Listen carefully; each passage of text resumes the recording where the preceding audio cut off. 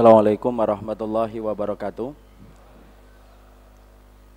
Innal hamdalillah wassalatu wassalamu ala Rasulillah wa ala alihi wa sahbihi wa man tabi'ahum bi ihsan ila yaumil qiyamah. Bapak dan Ibu yang semoga Allah rahmati, ikhwan dan akhwat yang semoga Allah berkahi, dan semoga senantiasa saya cintai semata-mata karena Allah.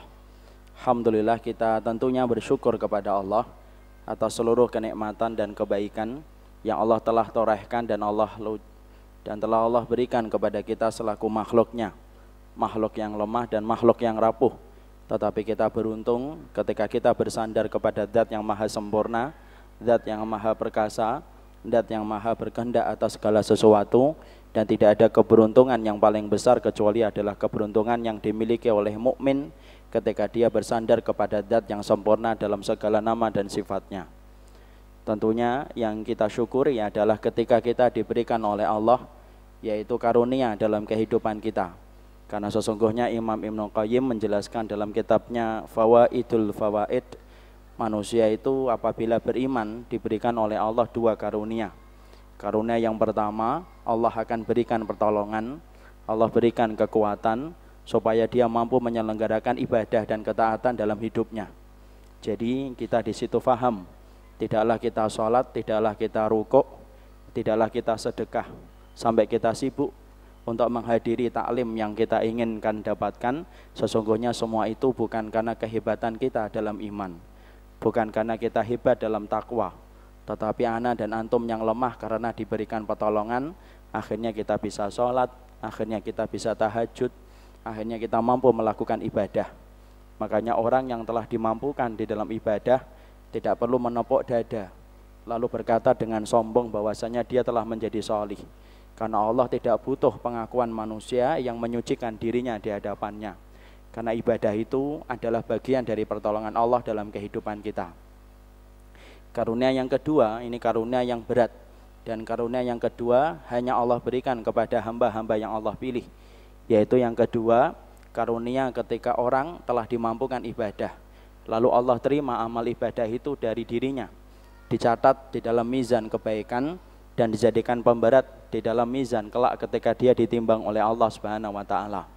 Bisa jadi akhi, ada orang yang diberikan karunia yang pertama tetapi belum tentu diberikan karunia yang kedua. Ada orang yang diberikan karunia berjihad, mencari ilmu dan bersedekah, tapi justru jihadnya, ilmu yang dia dakwahkan dan ilmu yang dia pelajari, uang yang dia sedekahkan justru memasukkan mereka ke dalam neraka ketika mereka melakukan itu bukan ikhlas mengharapkan ridhanya Allah. Di situ kita dapatkan ada orang yang diberikan karunia yang pertama tetapi belum tentu dia mendapatkan karunia yang kedua. Dan karunia yang kedua khusus, limited edition, hanya kepada hamba yang Allah cintai betul. Ketika dia betul-betul bersungguh-sungguh, baru Allah terima amal ibadahnya dan Allah masukkan mereka ke dalam mizan kebaikan dan Allah berikan keridhaan kepada mereka. Semoga kita bersyukur adalah merupakan cara untuk mengikat supaya kita mendapatkan kunci, mendapatkan karunia yang kedua. Karena kalau kita tidak bersyukur atas ibadah yang kita selenggarakan, ilmu yang kita peroleh, kita khawatir kita tidak mendapatkan karunia yang kedua. Makanya inilah yang menjadikan kita bersyukur kepada Allah setiap waktunya. Apapun yang kita ketahui sekarang, apapun hadis yang telah antum fahami hari ini, semuanya itu adalah karunia dari Allah. Dan mintalah kepada Allah supaya kita termasuk hamba sedikit yang diterima amal ibadahnya dan bermuara kepada keridhaan Allah dalam kehidupan kelak kita di akhirat. Kepadanya kita bersyukur dan kepadanya kita mengharapkan pertolongan dalam seluruh ibadah yang kita lakukan dan ketaatan yang kita selenggarakan. Ikhwan-ikhwan yang semoga Allah rahmati, alhamdulillah ini merupakan hari yang pertama. Kalau tadi malam itu malam pertama, kalau ini adalah hari pertama saya di Lampung, karena ini merupakan siang pertama kali selama seumur hidup saya merasakan bagaimana Lampung itu. Karena tadi malam aja saya tidak bisa membedakan antara metro sama Bandar Lampung. Saya kira itu Bandar Lampung, ternyata metro. Dan hari ini saya sangka metro, ternyata Bandar Lampung. Jadi ternyata alhamdulillah saya dipertemukan dengan antum. Dan kita semata-mata kita bersyukur dan semoga kita dipertemukan dalam keadaan yang baik. Dan saya bersyukur ketemu antum pertama kali dan perdana kali, atau pertama dan perdana, tidak ketemu karena urusan hutang, bukan ketemu karena urusan dosa. Tapi ketika ketemu, Allah mempertemukan kita di salah satu jengkal tanah yang paling Allah ridhoi. Dan tidak ada jengkal tanah yang paling Allah ridhoi, yaitu adalah masjidnya. Makanya bersyukur saya tidak ketemu antum di mall, tidak di warung Tegal dan di warung Padang. Tapi ini pertemuan yang baik, dan semoga Allah memberikan keberkahan pada pertemuan-pertemuan kita berikutnya. Dan semoga perjumpaan kita akan mengikuti pada perjumpaan berikutnya. Dan perjumpaan berikutnya yang kita harapkan adalah perjumpaan di surga. Karena orang solih dengan orang solih mampu memberikan syafaat bagi teman-temannya dan bagi para sahabatnya. Jangan remehkan orang yang ketemu dengan kita di majelis ilmu. Jangan remehkan orang yang ketemu kita pada waktu kita ngaji. Jangan remehkan orang yang ketemu kita ketika kita sholat dan berbuka puasa. Kenapa? Karena kalau ada yang kececer di antara kita, orang-orang itu yang akan mencari kita di antara penduduk surga. Karena orang yang solih mampu memberikan syafaat kepada teman-teman mereka yang berada di dalam neraka. Jadi bisa jadi ada orang yang nanti dicari sama temannya disebabkan kita pernah ketemu di satu tempat ketaatan. Ya Allah, mana teman saya itu yang dulunya ngaji? Kalau ngaji ngantuk sih, tapi dia ngaji. Maka kemudian akan menjadi sebab syafaat. Mana teman saya itu yang puasa bareng, walaupun sering batal kalau puasa sunnah, kalau ngelewatin Padang pasti mampir dan tidak jadi puasa sunnah, tapi itu akan menjadi sebab pertemuan. Kalau antum ketemu teman antum ketika mancing, tidak saling mencari, walaupun mancingnya tidak haram, cuma nggak akan dicari. Sambil mancing nanti cari saya ya di surga, tidak ada. Tapi kalau kemudian kita ketemu di tempat yang baik, maka kita akan dipertemukan dalam keadaan yang baik insya Allah. Kita hari ini akan membahas tentang satu tema yang semoga ini menjadi tema yang bermanfaat bagi ana secara khusus dan menjadi tema yang bermanfaat pula kepada antum, yaitu adalah rayap-rayap di dalam kita berukhuwah. Sebelum kita menjelaskan tentang itu, saya ingin menyampaikan bahwasanya dalam kehidupan syariat kita, ketika kita beriman kepada Allah, tentunya kita diberikan kenikmatan oleh Allah.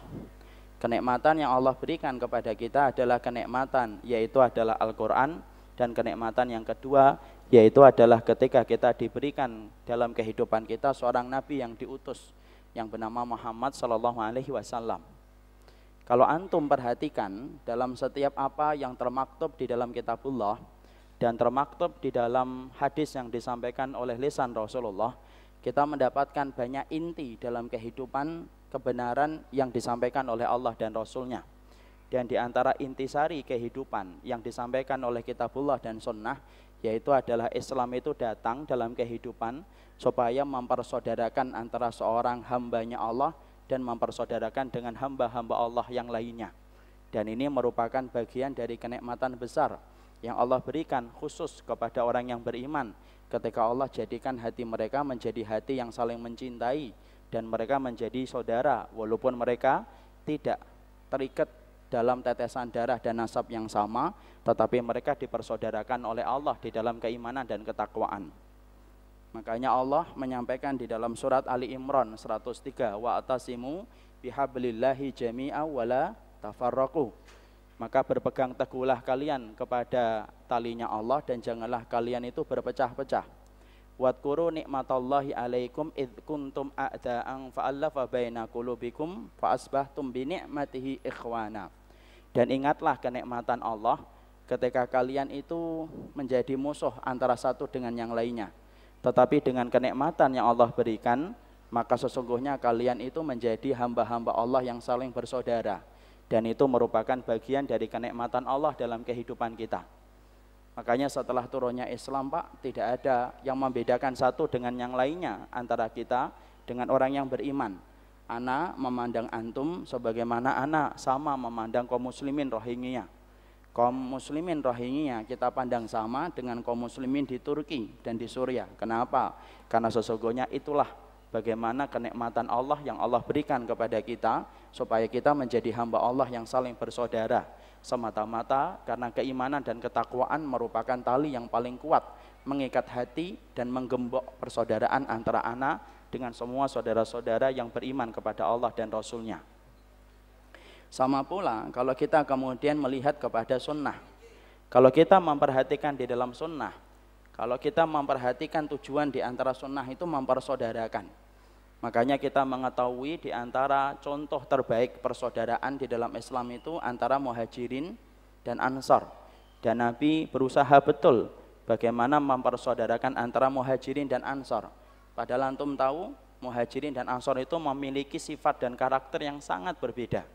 Muhajirin itu karakternya keras, di mana kemudian mereka adalah bangsa pedagang. Makanya kalau antum di Mekah, coba sekarang masih kita lihat sisa-sisanya. Kalau kita nanya sama orang Mekah itu biasanya jawabannya itu tidak terlalu mengarahkan. Misalkan kita tanya, mana pintu ini? Biasanya orang Mekah, sono. Itu orang Mekah. Tapi beda dengan orang Madinah. Orang Madinah itu lebih lembut. Dan ternyata mereka bukan bangsa pedagang, tetapi mereka bangsa yang bercocok tanam, tetapi lebih lembut. Makanya kalau antum umrah, coba tanya sama orang Madinah. Ini catatan ya bagi yang bisa bahasa Arab. Jangan coba-coba nanya kalau tidak bisa bahasa Arab.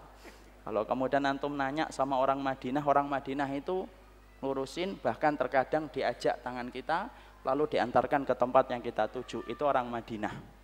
Tapi ternyata walaupun semacam itu, tetapi mereka walaupun berbeda kulturnya dan berbeda bagaimana sifat dan karakteristiknya, ternyata Nabi menjadi seorang Rasul yang berhasil mempertemukan antara muhajirin dan ansar dan menjadi saudara di dalam Islam.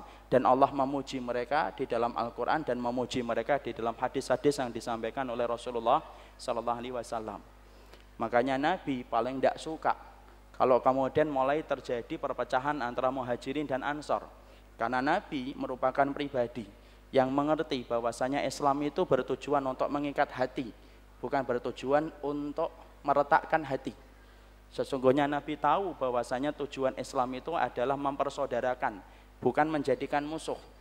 Makanya pernah ada satu kejadian dalam satu riwayat yang disampaikan dari Jabir bin Abdullah. Ketika ada seorang laki-laki muhajirin memukul laki-laki ansar, maka kemudian masing-masing dari kabilahnya saling menyeru. Orang-orang ansar yang tadi dipukul mengatakan, ya lil ansari, wahai orang ansar. Ketika orang ansar itu berteriak yang semacam itu, maka kemudian orang muhajirin pun berteriak, ya lil muhajirin, wahai orang-orang muhajirin. Maka ketika ini didengar oleh Rasulullah, perhatikan Rasulullah SAW menyampaikan, apa ini?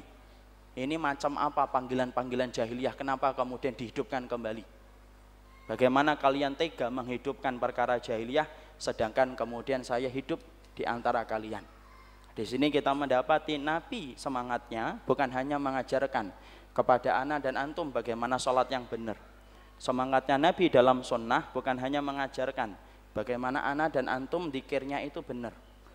Semangatnya Nabi di dalam sunnah bukan hanya mengajarkan bagaimana umrah kita sebagaimana umrahnya Rasul. Tapi ternyata salah satu semangatnya Nabi itu semangatnya mempersaudarakan, dan Nabi senantiasa menutup celah dari semua kemungkinan yang bisa menjadikan orang itu berpecah di dalam kehidupan sunnah setelah mereka mendakwahkan, setelah mereka mendapatkan kenikmatan besar yang bernama Islam. Makanya Nabi kan pernah marah kepada siapa? Kepada Abu Dzar ketika pernah terlibat pertengkaran dengan Bilal. Antum tahu Abu Dzar ini salah satu sahabat besar.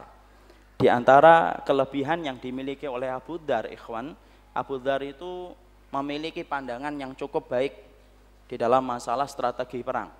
Maka kemudian Abu Dzar lagi ketika bicara, tiba-tiba Bilal itu menyanggah dari apa yang disampaikan oleh Abu Dzar.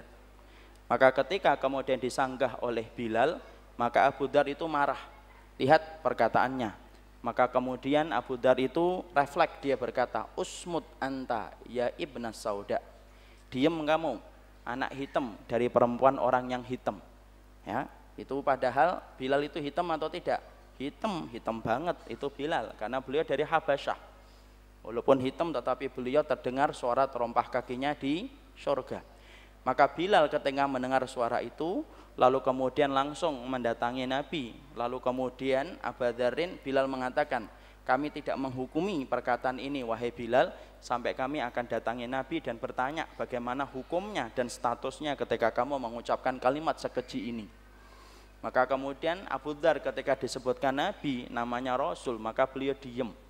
Maka kemudian dia mengikuti itu. Kemudian Bilal ketika Bilal akan menemui Rasulullah, dan Bilal ketika menemui Rasulullah SAW, Bilal menyampaikan, ya Rasulullah, Abu Dzar memanggilku sebagai orang hitam dari perempuan orang yang hitam. Lalu kemudian Nabi berubah rona wajahnya. Lalu kemudian Nabi memanggil Abu Dzar yang ada di belakangnya Bilal, ta'al, sini Abu Dzarrin. Ayir tahu bi ummihi, berani sekali kamu itu kemudian menghina Bilal dengan ibunya dan memperolok-olok ibunya. Inna kamru'un fika jahiliyah, sesungguhnya kamu itu masih memiliki penyakit jahiliyah di dalam hatimu dan memiliki penyakit jahiliyah di dalam jiwamu. Dan Abu Dzar diam, tertunduk, menyesal. Dan akhirnya Abu Dzar menyusul Bilal, meletakkan pipinya di atas jalan yang akan dilewati oleh Bilal dan berkata kepada Bilal, tolong injek pipiku wahai Bilal untuk mengganti perkataanku ketika telah menoreh luka di dalam hatimu. Dan ternyata kemudian Bilal memeluk kemudian Abu Dzarrin. Di situ kita mendapati semangatnya Nabi adalah semangat mempersaudarakan. Semangatnya Nabi semangat mempertemukan. Semangatnya Nabi menjadikan setiap orang itu bisa bareng-bareng dan sebanyak-banyaknya masuk surga. Dan semangatnya Nabi adalah mempertemukan. Itulah yang kemudian menjadi perkara yang penting dalam kehidupan kita, karena sesungguhnya kita hari ini kadang-kadang tidak paham apa sih intisari dari kehidupan sunnah, sehingga kemudian akhirnya kadang-kadang kita tidak tahu kewajiban ketika kita diperintahkan untuk bersama-sama menuju kepada ridhanya Allah dan surganya Allah. Setelah ana dan antum sepakat ini merupakan salah satu intisari dalam kehidupan kebenaran untuk menjadikan kita bersaudara, maka kita harus paham kenapa persaudaraan itu menjadi sesuatu yang sangat sulit untuk kita wujudkan. Indah, tetapi di majelis taklim. Indah, tapi di majelis-majelisnya Ustadz Fulan dan Ustadz Fulan. Tapi ternyata dalam prakteknya susah untuk kita praktekkan dalam kehidupan. Nah, masalahnya apa? Nah, kalau antum melihat ada satu tanaman yang antum tanam kok nggak tumbuh-tumbuh, berarti di situ pasti ada penyakitnya. Mungkin di situ ada rumput liarnya, mungkin di situ tanahnya bukan tanah yang subur, mungkin di situ tidak ada airnya yang akhirnya menjadikan tanaman itu susah untuk tumbuh. Karena kalau antum menanam satu tanaman ataupun satu benih, antum harus perhatikan kan apa penyakitnya supaya tanaman itu bisa tumbuh. Sama kalau kita sudah sepakat bahwasanya kita adalah hamba yang dipersaudarakan oleh Allah dan yang mempersaudarakan kita adalah Allah dan Rasulnya, masalahnya kenapa ukhuwah itu tampak indah ketika dibicarakan di majelis-majelis taklim, tetapi sering gagal total ketika sudah di luar dari majelis taklim. Ada orang ketika kemudian mereka sama-sama menjalankan sunnah, tapi keluar dari masjid bertegur sapa aja tidak mau. Yang satu melengos ke kanan, yang satu tidak mau kalah, dia melengos ke kiri juga. Supaya tampak kemudian sama-sama kemudian menjauh. Bahkan saya pernah Pak, ini bukan curhat ya, tapi menyampaikan fakta. Jadi saya pernah ketemu dengan jamaah sendiri, yang mana kemudian beliau entah apa yang kemudian ini, sampai ketika ketemu saja, kemudian rela nabrak-nabrak taman, supaya tidak ketemu dengan kita. Dan saya coba untuk memaklumi, mungkin dia belum paham. Tapi disitulah kita akhirnya pengen tahu penyakitnya apa sih? Kok sampai-sampai dalam persaudaraan itu kok susah? Padahal kemudian kita punya semangat yang sama. Anak pengen masuk surga, antum juga pengen masuk surga. Anak pengen ketemu Nabi, saya yakin antum juga pengen ketemu Nabi kan? Sebagaimana kemudian kita pengen ketemu dengan para sahabat, anak yakin antum juga pengen ketemu para sahabat. Kecuali kalau kita sudah beda, anak tidak pengen ketemu Nabi, anak tidak pengen ketemu Abu Bakar, ya sudah itu beda. Kalau kemudian sudah beda, mungkin kita maklumi kalau kita ini kemudian akhirnya menjauh. Tapi yang menurut kita adalah lucu, adalah orang punya niat yang sama, mendapatkan ridhonya Allah, menuju surganya Allah, menuju kepada sunnahnya Rasul dan ingin ketemu dengan Nabi. Tapi kenapa kita tidak bisa saling bersaudara? Padahal tidak ada yang senang kalau kemudian setiap muslim itu saling bermusuhan, kecuali adalah syaitan. Yang senang syaitan, yang senang iblis. Makanya iblis itu mendapati antara suami istri kalau bercerai, yang senang siapa? Iblis. Sebagaimana iblis itu senang kalau ada hati orang yang beriman dengan hati orang yang beriman saling membenci, saling menghujat, dia senang. Makanya kemudian dikatakan dalam hadis yang sahih, sesungguhnya setan itu telah berputus asa untuk menjadikan patung disembah lagi di Jazirah Arab. Jadi insya Allah patung tidak ada lagi Pak di Mekah dan Madinah, itu insya Allah tidak ada sampai hari kiamat. Tapi setan tidak pernah berputus asa untuk meniupkan tahrish. Tahrish itu apa? Permusuhan di antara orang yang beriman dan orang yang beriman, karena sesungguhnya itu merupakan salah satu target besarnya mereka, supaya kemudian kita ketika menjadi orang yang beriman saling memusuhi, supaya taring kita keluar, supaya mata kita melotot, supaya kemudian urat kita mengencang kalau kepada di hadapan orang yang beriman, maka sesungguhnya itulah yang diinginkan oleh setan. Nah, kita harus paham kalau begitu. Penyakitnya apa sih di dalam berukhuwah itu kok kalau susah untuk dipraktekkan dalam kehidupan? Kita tidak membahas keutamaan persaudaraan, karena saya yakin antum sudah sering membahasnya, dan banyak asatidz yang sering membahasnya di dalam kajian-kajian mereka. Dan semoga Allah merahmati para asatidz yang punya komitmen untuk mempersaudarakan. Doakan para ustadz, karena ustadz juga manusia. Maka kita hari ini fokus kepada penyakit. Apa sih penyakitnya yang menjadikan manusia itu kok gagal untuk bersaudara? Kenapa ana dan dia kok susah ya dipertemukan? Jangan-jangan ada penyakit yang kita miliki, penyakit itu yang harus kita buka, penyakit itu yang harus kita kemudian diagnosa, kemudian kita sembuhkan. Baru persaudaraan itu akan tercipta ketika kita sudah menghilangkan penyakit. Ibarat rumput liar yang menghalangi benih, kalau rumput liarnya diambil, benihnya tumbuh. Kalau rumputnya masih antum biarin, walaupun antum nyiram benihnya setiap waktu, maka airnya disedot sama rumput liar. Tapi kalau rumput liarnya dicabut, disiram sekali 2 kali, benihnya akan tumbuh. Dan itulah yang menjadi fokus. Ana sedang berusaha menyembuhkan penyakit di dalam diri ana, dan sebagaimana saya karena mencintai antum, ana ingin mengajak antum, ayo kita sembuhkan penyakit-penyakit yang mungkin kita miliki ketika kita saling bersaudara karena Allah. Ada berapa penyakitnya Ustadz? Penyakitnya itu sebenarnya ada banyak, tapi kita khusus dalam kesempatan hari ini kita akan membahas 5 saja penyakitnya, supaya kemudian kita mampu mendiagnosa dan mulai mengerti. Yang pertama, di antara penyakit yang menjadikan orang itu gagal untuk bersaudara dan gagal untuk menjalin ukhuwah dan merajut ukhuwah, kalau bahasa puitisnya merajut ukhuwah, maka yang pertama yaitu adalah disebabkan ketika kita mempelajari ilmu, kita sudah memaksumkan orang yang kita ambil ilmunya. Memaksumkan itu apa artinya? Memaksumkan itu artinya adalah antum telah menganggap sempurna orang yang antum ambil ilmunya, seakan-akan tidak ada celah kesalahan dan tidak ada celah aib, dan tidak mungkin orang itu jatuh di dalam kesalahan ketika antum menjadi jamaahnya dan menjadi muridnya. Ini salah yang pertama. Biasanya inilah kemudian penyakit yang pertama. Sebelum kemudian kita menggali tentang poin yang pertama, saya ingin menyampaikan, ingat, kemaksuman itu artinya yang selamat dari kesalahan dan sempurna di dalam perkataan, sempurna di dalam perbuatan. Dan kita harus paham ikhwan, tidak ada yang maksum di atas muka bumi ini kecuali orang yang maksum yang pernah hidup di atas muka bumi ini hanyalah satu, yaitu adalah Rasulullah Shallallahu Alaihi Wasallam.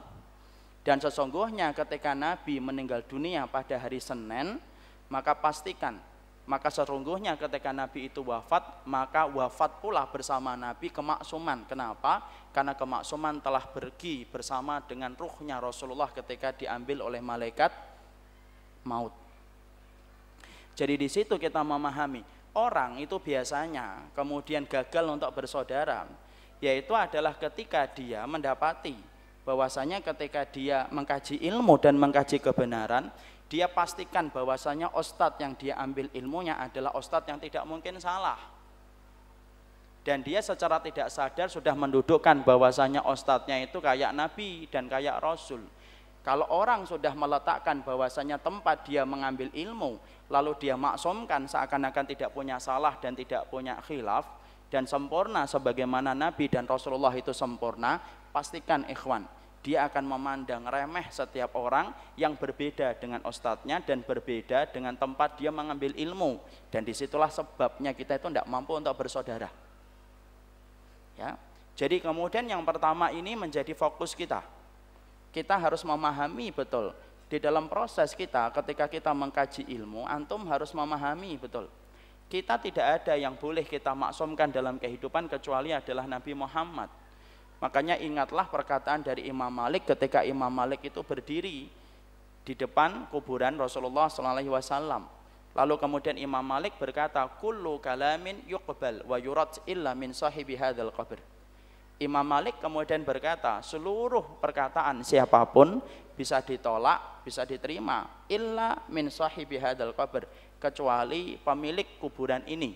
Dan kemana telunjuknya Imam Malik itu mengarah? Telunjuknya Imam Malik itu mengarah kepada kuburannya Rasulullah. Artinya tidak ada yang bisa untuk ditolak dari perkataan Nabi, karena perkataan Nabi itu semuanya benar. Tapi selain dari perkataan Nabi, itu bisa diambil dan itu bisa ditolak sesuai dengan tingkat kebenaran yang kita dapatkan sesuai dengan kitabullah dan sunnah. Jadi di situ kita mendapati tentang poin yang pertama yang penting. Kalau kemudian kita ingin mengenali sebab apa manusia itu gagal untuk bersaudara, ya karena yang pertama ini, dia memaksumkan.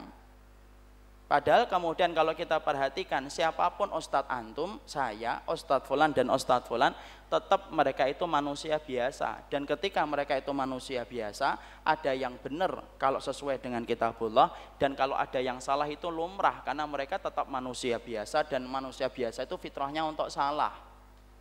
Tapi perhatikan, mungkin antum pernah mendapati teman antum yang mana dia itu sudah memaksumkan ustadznya. Artinya kalau dia sudah belajar, maka kemudian pasti dia akan mengatakan kata Ustadz ana. Dan kalau sudah dikatakan ustadznya, maka seakan-akan tidak ada celah kesalahan dalam ustadznya. Dan yang lebih parah, disertai dengan sifat merendahkan siapapun yang berbeda dengan ustadznya. Bahkan terkadang dia tidak sungkan untuk menghujat siapapun.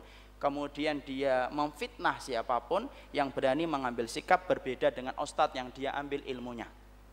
Ya, makanya kita dapatkan kan profil-profilnya ikhwan, ngajinya 1 kali sepekan, tapi kemudian yang dihujat selama 1 pekan 100 orang, padahal ngajinya cuma 1 kali dalam seminggu.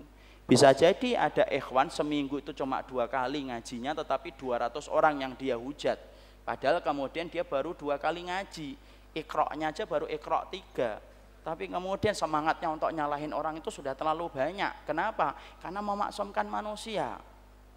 Padahal kalau antum perhatikan siapa ulama yang maksum di atas muka bumi ini? Tidak ada ikhwan, tidak ada. Bahkan kalau kemudian kita mengambil beberapa tulisan para ulama, sampai Imam Ibnu Hajar yang kemudian terkenal sebagai salah satu yang menyusun kitab Fathul Bari, itu ada lebih dari 30 jilid. Antum tahu ternyata Imam Ibnu Hajar ulama besar, ternyata beliau juga kepleset. Dalam masalah apa beliau kepleset? Beliau kepleset dalam permasalahan akidah, di dalam masalah takwil ketika memberikan takwil kepada sifat-sifatnya Allah. Tapi coba perhatikan, apakah kemudian Imam Ibnu Hajar kemudian ditolak semua yang disusun oleh beliau? Apakah kemudian kita tetap mengambil ilmunya di dalam akidah Ahlussunnah? Tetap kita mengambil ilmunya. Adapun tentang masalah asma wa sifat, itu adalah ketergelinciran beliau, karena sesungguhnya ulama kalau salah maka mereka mendapatkan 1 pahala, kalau mereka benar mendapatkan 2 pahala. Nah kalau Imam Ibnu Hajar aja pernah salah, apalagi manusia dan ustadz-ustadz lokal, apalagi lokal Lampung dan Jabodetabek. No. Imam Ibnu Hajar aja pernah salah kok. Kalau kita tidak paham tentang ini, ikhwan, bahaya. Makanya kita sering berhadapan dengan orang yang baru ngaji, semangatnya bagus, oke. Kita hormati dan kita respek sama semangatnya. Tapi ternyata semangat ketika dia belajar tidak disertai dengan sikap memahami dulu bagaimana tentang persoalan ilmu. Dan akhirnya apa? Orang-orang semacam itu ketika sudah berkata, mandorotnya lebih besar daripada manfaatnya. Kita ambilkan contoh nyata. Ya, antum pasti kenal Ali bin Abi Thalib. Kenal atau tidak Ali bin Abi Thalib? Tahu atau tidak? Sahabat besar atau sahabat kecil? Besar banget atau besar setengah? Besar banget. Tapi tahukah antum kita akan menghakimi dulu. Kita akan mengatakan dulu. Masa iddah, antum tahu masa iddah? Masa iddah itu masa nunggu seorang wanita ketika dia diceraikan ataupun ketika dia mendapatkan suaminya meninggal dunia, itu masa iddah. Makanya perempuan itu kalau kemudian dia habis dicerai tidak bisa langsung nikah, ditunggu dulu, sabar. Kalau antum sudah memendam rasa, sabar, masa iddahnya sampai selesai. Masa iddahnya wanita kalau dicerai berapa, akhi? Kalau dicerai, tuh kan masa iddah ditanya aja bingung. Masa iddahnya seorang wanita dicerai sama suaminya itu masa iddahnya berapa? 3 kali? 3 kali suci, 3 kali bersih, 3 kali haid ya. Maka kemudian jawabannya salah satu kuruk, 3 kali kuruk. Kuruk itu ada yang mengatakan suci, ada yang mengatakan siklus. Kalau ada seorang wanita itu dicerai. Sekarang yang kedua, kalau ada wanita yang kemudian suaminya meninggal dunia, maka kemudian masa iddahnya berapa? 4 bulan 10 hari. Jadi kalau ada seorang wanita lalu kemudian dia suaminya meninggal, antum tunggu dia, yaitu adalah suaminya itu ketika meninggal 4 bulan 10 hari. Kalau ada wanita yang hamil, masa iddahnya berapa? Sama, kemudian hamil sampai melahirkan. Nah sekarang kita lihat. Maka kemudian Ali bin Abi Thalib ketika beliau ditanya tentang satu kondisi, itu kan tadi kaidah normalnya. Ali bin Abi Thalib ditanya bagaimana kalau ada seorang wanita kemudian dia hamil, kemudian istrinya kemudian hamil, kemudian suaminya itu meninggal dunia. 2 iddah yang berbeda ketemu. 2 iddah itu apa? Iddah melahirkan dan iddah 4 bulan 10 hari. Itu ditanyakan kepada Ali bin Abi Thalib. Maka kemudian Ali bin Abi Thalib menjawab, kalau ada 2 iddah itu bertemu dalam satu waktu, maka kemudian ketika antara melahirkan dan hamil, antara melahirkan dan meninggal, maka diambil biat walil ajalaini minhuma, diambil mana yang masih tersisa lebih panjang itu yang mana. Contoh, ada seorang wanita hamil, anak yang ke-15 misal ya. Kemudian suaminya dikasih tahu, Mas, iya ternyata mengandung lagi. Anak ke-15, iya. Kemudian suaminya stroke, jantungnya datang ya. Meninggal dia.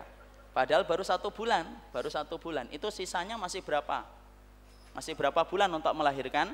8 dibandingkan dengan masa iddah yang meninggal itu kemudian 4 bulan 10 hari. Mana yang lebih panjang? Masa iddah melahirkan. Yang diambil masa iddah melahirkan. Kenapa? Sisanya lebih panjang.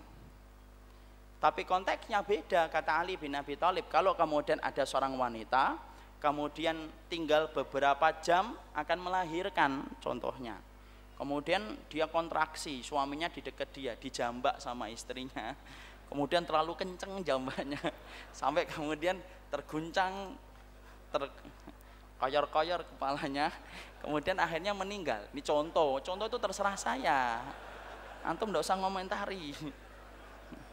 Nanti pulang-pulang ditanya, tadi taklimnya tentang apa? Kepala koyor-koyor. Saya berlepas diri dari komentar semacam ini. Kemudian ternyata suaminya kemudian tinggal beberapa jam, suaminya kemudian meninggal sebelum dia melahirkan.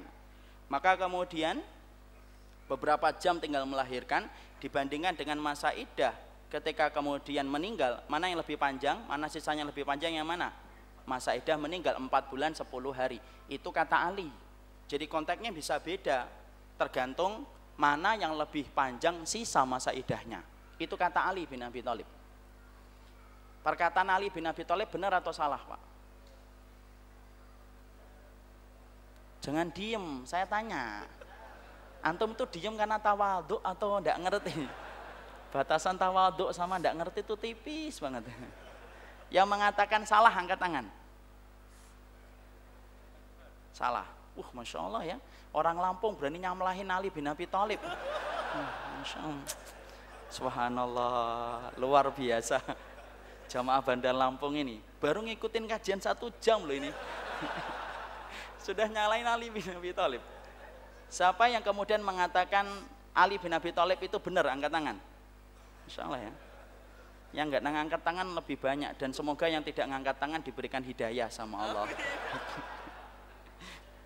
Antum harus paham, ikhwan, bahwasanya yang disampaikan oleh Ali bin Abi Thalib itu ternyata kurang tepat. Loh, kok iso? Iya. Karena ternyata ada sebuah riwayat bahwasanya ada seorang wanita yang kemudian pernah, jadi beliau itu suaminya meninggal beberapa hari sebelum dia melahirkan. Setelah melahirkan, maka kemudian ada seorang sahabat tetangganya ngelihat suaminya baru meninggal, dia sudah melahirkan, langsung bergegas. Dia tidak mau kelewatan kereta kedua kalinya. Kemudian dia mendatangi, kemudian sahabat wanita itu mengetuk pintunya dan mengatakan, saya ingin melamar kamu menjadi istriku. Itu loh, laki-laki jantan tuh gitu. Nggak usah minta nomor WhatsApp, ya, langsung dilamar. Maka kemudian akhirnya beliau mendatangi, lalu kemudian ketika didatangi maka perempuan itu ngomong, aku tidak bisa putuskan ini sampai aku tanya sama Nabi, biarkan aku tanya dulu sama Rasul. Maka ketika tanya sama Rasul, maka kita mendapati Rasulullah mengatakan, kamu telah selesai masa idahmu dengan kamu melahirkan. Suami saya baru meninggal. Iya, masa idahmu melahirkan. Maka kemudian Nabi mengatakan, kalau kamu mau terima, kalau tidak mau tolak. Di situ perkataan Nabi. Sekarang yang kita tanyakan, jadi kemudian yang kita ikuti Ali atau Nabi? Nabi. Padahal Ali bin Abi Thalib itu sahabat besar atau tidak? Sahabat besar. Masuk surga atau tidak? Masuk surga. Dan termasuk kita akan ketemu dengan beliau karena saya dan antum mencintai beliau. Siapapun yang menghujat Ali, awas ya, berhadapan dengan saya dan teman-teman saya ya. Karena beliau sahabat besar. Siapapun Syiah itu yang suka mengkafirkan sahabat, berhadapan dengan antum-antum ya, insya Allah ya. Itu sahabat besar. Tapi kenapa kok Ali kemudian berbeda dengan apa yang disampaikan Nabi? Sengaja atau tidak sengaja? Enggak lah. Karena ternyata riwayat itu tidak sampai kepada Ali bin Abi Thalib. Kalau kemudian sampai kepada Ali bin Abi Thalib, mungkin nggak seorang Ali bin Abi Thalib akan berbeda dan sengaja berbeda dengan Nabi? Enggak mungkin lah. Kalau sahabat aja berani beda sama Nabi, pertanyaan kita, lalu siapa orang yang membenarkan Nabi kalau bukan para sahabat yang pertama kali? Ya, artinya tetap kita harus paham, sahabat Ali tetap benar. Karena apa? Salahnya ulama itu tetap dapat satu pahala, kalau benar dapat dua, karena mereka dihukumi menjadi mustahid. Di situ kita ngambil pelajaran. Lah kalau setingkat Ali bin Abi Thalib saja, pernah beliau tidak mengetahui satu hadis yang pernah dimiliki dan pernah ditanyakan oleh seorang wanita, apalagi ustadz sekelas kota Bandar Lampung, apalagi ustadz Jabodetabek, siapa lagi? Makanya kalau kemudian kita akhirnya tidak memahami tentang kayak gini, akhirnya apa? Setiap orang pasti kita akan hujat. Ada kan orang yang ngaji, antara dzikirnya sama dzikir menghujat orang itu lebih banyak dzikir menghujat orang. Ya kenapa? Dia sudah mengatakan dan sudah menempatkan bahwasanya ustadznya itu tidak mungkin salah. Walaupun dia tidak mengatakan kayak Nabi, tapi secara tidak langsung sudah menempatkan ustadznya itu kayak Nabi, radionya kayak Nabi, televisinya kayak Nabi, tidak mungkin salah. Makanya siapapun yang berbeda dengan ustadznya, berbeda dengan radionya, berbeda dengan televisinya, ya pasti disalahin dan dihujat, seakan-akan tidak ada harga kehormatan sedikit pun pada orang itu karena dianggap berbeda dengan ustadznya, tanpa memahami bagaimana perbedaan yang terjadi. Itu memaksumkan. Setingkat siapa? Ali bin Abi Thalib. Ketika kita nerangkan ini bukan berarti kita kemudian menjatuhkan Ali. Enggaklah, wallahi kita mencintai Ali dan kita ingin bersama dengan beliau di surga. Tapi di sini para ulama menyampaikan tentang sebuah perkara, Ali itu tetap beliau itu adalah kemudian punya kesalahan, dan kesalahan ulama tetap mendapatkan pahala. Di situ kita akan memaklumi, kalau ustadz antum tiba-tiba ada yang memberikan nasihat, antum tidak usah marah, biasa aja, santai hidup itu sama orang yang beriman. Ngotot tuh sama orang kafir, ngotot sama orang beriman, santai sama orang kafir. Kebalik bola itu namanya. Ya, itu contoh satu. Mau contoh lagi? Ayo kita contoh lagi. Tapi tolong ya, ikut menjawab. Saya tanya ini. Yang kedua, saya tanya. Seorang kenal nggak dengan Imam Abu Hanifah? Tahu atau tidak? Tahu, ya. Ulama besar atau ulama Lampung? Ulama besar. Lampung sama kampung sama ya. Ulama besar. Maka kemudian Imam Abu Hanifah, sebelum kita membicarakan Imam Abu Hanifah, saya tanya sama antum semuanya, seorang wanita boleh enggak dia menikah tanpa wali? Sah atau tidak sah? Yang mengatakan sah, angkat tangan. A, sah. B, tidak sah. C, tidak tahu. Yang mengatakan sah, angkat tangan. Wanita menikah tanpa wali. Sah? Sah. Tidak wanita, janda ataupun gadis sama. Sah atau tidak sah wanita yang menikah tanpa wali? Yang mengatakan tidak sah angkat tangan. Masya Allah, banyak. Masya Allah ya. Setelah didoakan mendapatkan hidayah ngangkat tangan. Ya. Antum mengatakan tidak sah. Yakin? Dalil antum apa? Kok antum senyum? Anak kan tidak membutuhkan senyuman. Anak membutuhkan jawaban, bukan senyuman. Sah atau tidak sah? Tidak sah. Yakin? Ya udah, tidak apa-apa. Kita terima dulu jawaban beliau. Antum tahu kan Abu Hanifah? Ya, ulama besar atau ulama kecil? Pinter banget atau tidak pinter? Pinter sekali. Diyakini sebagai ulama di dalam ahlu sunnah atau tidak? Ahlu sunnah. Antum tahu Imam Abu Hanifah berkata, lil mar'ati tasluhu anta tasarraf fi maliha wa kadzalika tasluhu anta tasarraf fi irdiha. Wanita itu boleh mengelola hartanya. Dalam nominal sebanyak apapun wanita itu boleh jual beli tanpa wali, walaupun nilai transaksinya sampai ratusan miliar. Ada wanita jual rumah, ya, jual rumahnya 200 miliar. Dia perlu wali atau tidak perlu wali? Perlu wali atau tidak, akhi? Perlu wali atau tidak? Tidak lah. Maka sebagaimana wanita ketika mereka mengadakan transaksi jual beli ternyata kemudian tidak membutuhkan wali, maka sebagaimana itu pula Imam Abu Hanifah menggunakan kias. Kias itu apa? Analogi, dipersamakan, dicarikan titik temunya. Sama, berarti kemudian seorang wanita boleh mengelola kehormatan dirinya tanpa wali sebagaimana dia jual beli tanpa wali. Jadi kalau ditanyakan kepada Imam Abu Hanifah ditanya, nikah tanpa wali boleh atau tidak boleh? Maka beliau akan mengatakan boleh. Sah atau tidak? Imam Abu Hanifah mengatakan sah. Sekarang sah atau tidak pernikahannya? Yakin? Kenapa antum menganggap Imam Abu Hanifah salah? Ya. Imam antum bisa bahasa Arab ngalahin Imam Abu Hanifah. Imam Abu Hanifah salah atau enggak?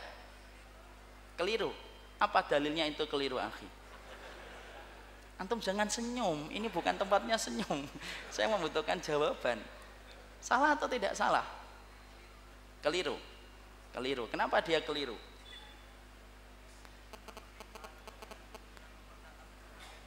Pernikahan dan perdagangan itu beda. Ya minimal usaha, walaupun jawabannya salah. Maka Imam Abu Hanifah, maka kita sepakat ya beliau itu ulama gede banget dan termasuk di antara ulama yang kemudian sama kedudukannya kayak Imam Malik. Padahal antum tahu Imam Malik, Imam Syafi'i, Imam Ahmad, Imam Abu Hanifah ulama besar. Tapi perkataan dari Imam Abu Hanifah itu kurang benar. Tapi kurang benarnya beliau tetap mendapatkan satu pahala walaupun salah.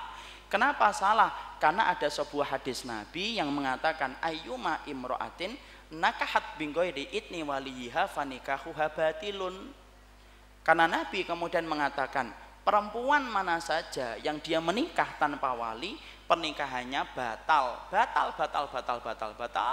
Baik itu kemudian janda ataupun gadis, kalau dia menikah tanpa izin dari walinya, maka itu pernikahannya batal, kata Rasulullah SAW. Rasul yang bilang. Yang kita ikutin siapa? Rasul. Lah pertanyaan kita adalah kenapa Imam Abu Hanifah kok bisa beda dengan Nabi? Tidak sengaja, ikhwan. Itu bukan unsur kesengajaan. Imam Abu Hanifah itu karena beliau tinggal di Kufah. Antum tahu Kufah? Satu wilayah di Baghdad terkenal sekali dengan pemalsu hadis. Al-Wadda'un. Dia banyak pemalsu hadis di situ.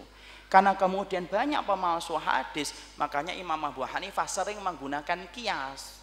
Karena apa? Daripada beliau berspekulasi mengambil satu riwayat, di mana riwayat itu beliau khawatir kalau riwayat itu palsu.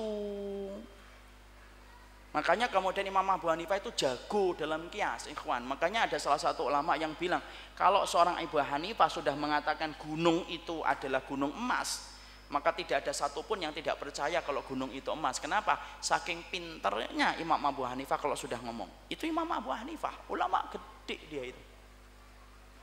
Tapi apa yang terjadi? Maka kemudian beliau akhirnya hati-hati mengambil kias. Makanya cara pengambilan dalil dalam madhabnya Imam Abu Hanifah itu apa? Yaitu kitabullah, hadis, ijma, kias. Itu Imam Abu Hanifah. Makanya kemudian akhirnya apa? Imam Abu Hanifah jatuh dalam kesalahan di situ. Kalau kemudian kira-kira hadis tadi yang disampaikan Nabi terdengar oleh Imam Abu Hanifah, kira-kira Abu Hanifah mengambil hadis itu atau tidak? Pasti. Wong beliau itu komitmennya kepada sunnah itu besar kok. Nah disitulah kita paham. Kalau kemudian kita ikhwan, di dalam kita mencari ilmu, meretas jalan supaya kita mendapatkan sunnah, tetapi kemudian kita tidak membersihkan dulu ketika antum memaksumkan fulan dan fulan, susah kita akan bersaudara. Dan pasti fenomena ketika kita ketemu tidak bertegur sapa, debat di grup kan gitu kan, debat di grup, yang satu live group, yang satu live group, ya kan? Itu akan sering terjadi di mana-mana ketika kita tidak memahami tentang proses ketika kita berukhuwah. Ada satu penyakit. Apa itu penyakitnya? Kalau kamu sudah memaksumkan kelompokmu, memaksumkan ustadzmu, memaksumkan yayasanmu dan radiomu, maka sesungguhnya susah. Itu merupakan rumput liar yang menghalangi persaudaraan itu akan tercipta dan terwujud di antara orang yang beriman. Jadi akhirnya gimana sikap itu? Sikap itu adalah pelajari siapapun yang membawa kitabullah dan sunnah, tidak keluar dari apa yang disampaikan oleh para sahabat, terima. Karena apa? Karena sesungguhnya kita itu mencintai ilmu, bukan mencintai ustadznya. Kalau antum mencintai ustadznya, mau salah apapun juga antum akan bela. Tapi kalau antum mencintai ilmu, antum akan jatuh cinta kepada ilmu. Siapapun yang menyampaikan ilmu, dia berhak mendapatkan penghormatan dari antum. Antum juga berhak dihormati sebagaimana antum telah menunaikan kewajiban antum untuk menghormatin orang. Lah masalahnya itu sekarang apa? Sudah memaksumkan orang, memaksumkan kelompok, maunya didengar tapi nggak mau dengar. Maunya diikuti tapi nggak mau mengikuti. Maunya didahulukan terus. Ya susah. Persaudaraan akhirnya apa? Jauh api dari panggangnya kalau sudah semacam itu. Makanya sampai-sampai pada zaman dulu itu sampai-sampai kita mendapati apa? Sampai-sampai pada zaman dulu kita mendapati orang itu kalau sudah memaksumkan, sampai-sampai mereka berani membuat hadis palsu hanya untuk menjatuhkan lawan-lawan yang mereka miliki. Masa Ustaz? Iya.